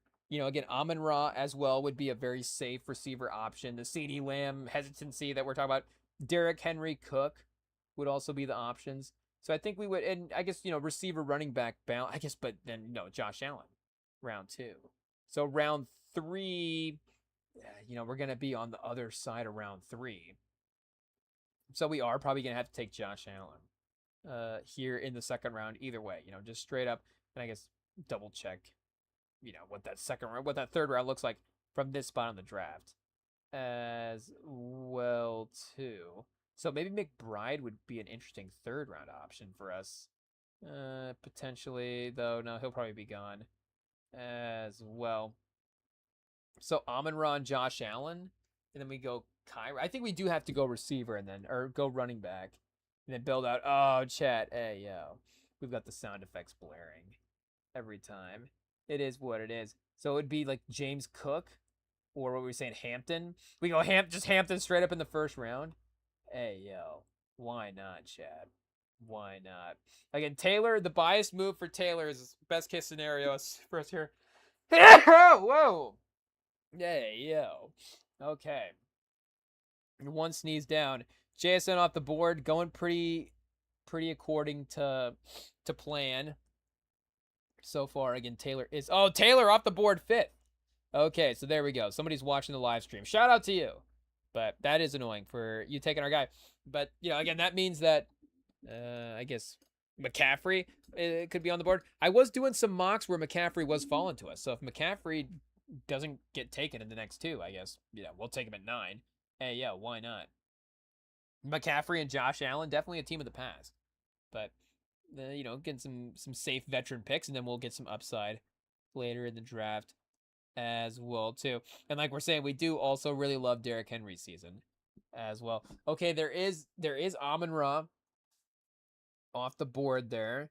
Again, we could get Hampton later in the draft as well too. Okay, Derrick Henry is off the board. Okay, we're on the clock, chat. And McCaffrey is off the board as well too. So we've got Jefferson, Henry, Cook as an option. And again, we probably got Allen as our second round pick. So let's go with Henry and go with Allen and kind of go with the run heavy situation here and see if we can get the receivers later on in the draft. Or here we want the quarterback just to mess around. Again, we're gonna get over aggressive in the mocks to plan this out and see what happens. Come on, Lucille, we're trying to get to bed here at a decent time.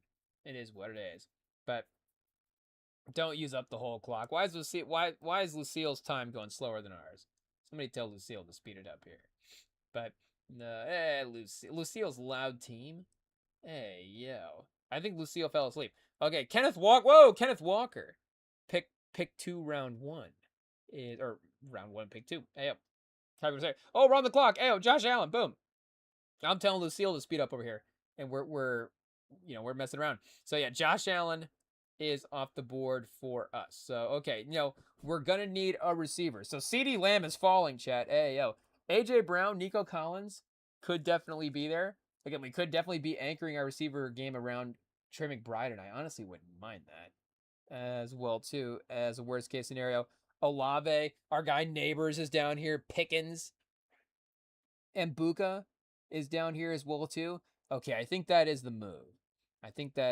Again, maybe we don't have tremendous takes on anybody this year. We're like, I'm really in on this guy. Pause. But just kind of really kind of semi sold in on a lot of the status. Some of these guys, where it's like enough bought in. We're enough bought in on a lot of these players that we're going to be confident with a lot of versions of the team that we have. But again, I don't know if there's going to be that one anchor player that we're super passionate about. And we also need to find that player that we're going to, use to spin for our team name as well too. So we will maybe we just get Drake London just for that. I don't know. We'll just have to draft somebody named Kendrick just because. I don't know. But round 3 we'll be drafting pick 29. Okay, so AJ Brown is a possibility here, chat. We do also have Neighbors as our wide receiver 1 is, very, very terrifying for sure. But the high end of that could definitely pay off. But Mbuka is in sight.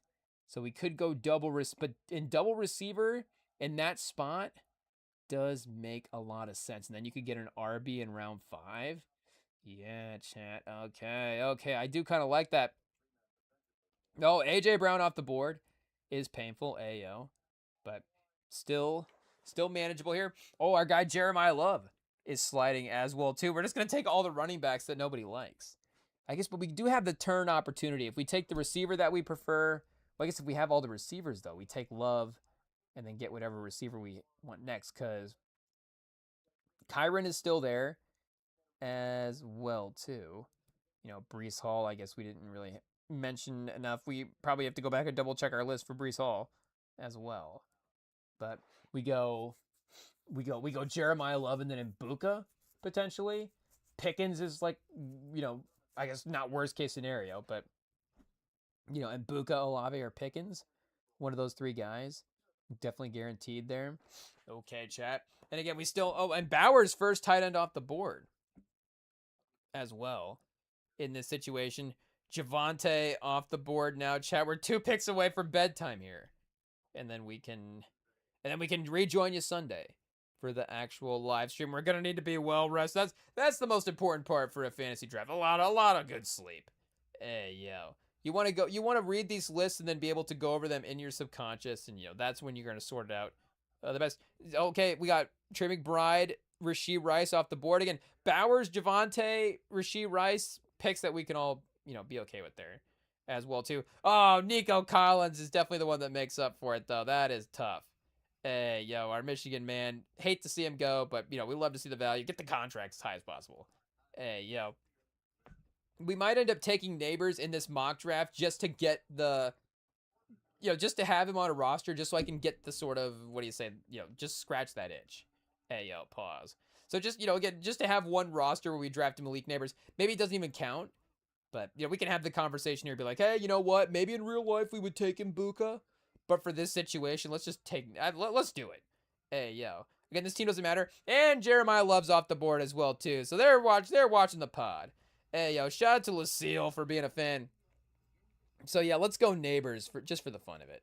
And then if we go with that second running back, again, like Kyron in this 4th round is actually pretty good if we can't get a tight end that we really like here. The quote-unquote, I guess, reach would be for Tyler Warren in round 4. And since it's so early in round 4, pick 32, I don't think we can quite do that. Again, maybe we could have gotten Josh Allen there at pick 28, but that's just getting a little bit too late in that second round. So, later in the second round would make a little bit more sense maybe, but, it is what it is.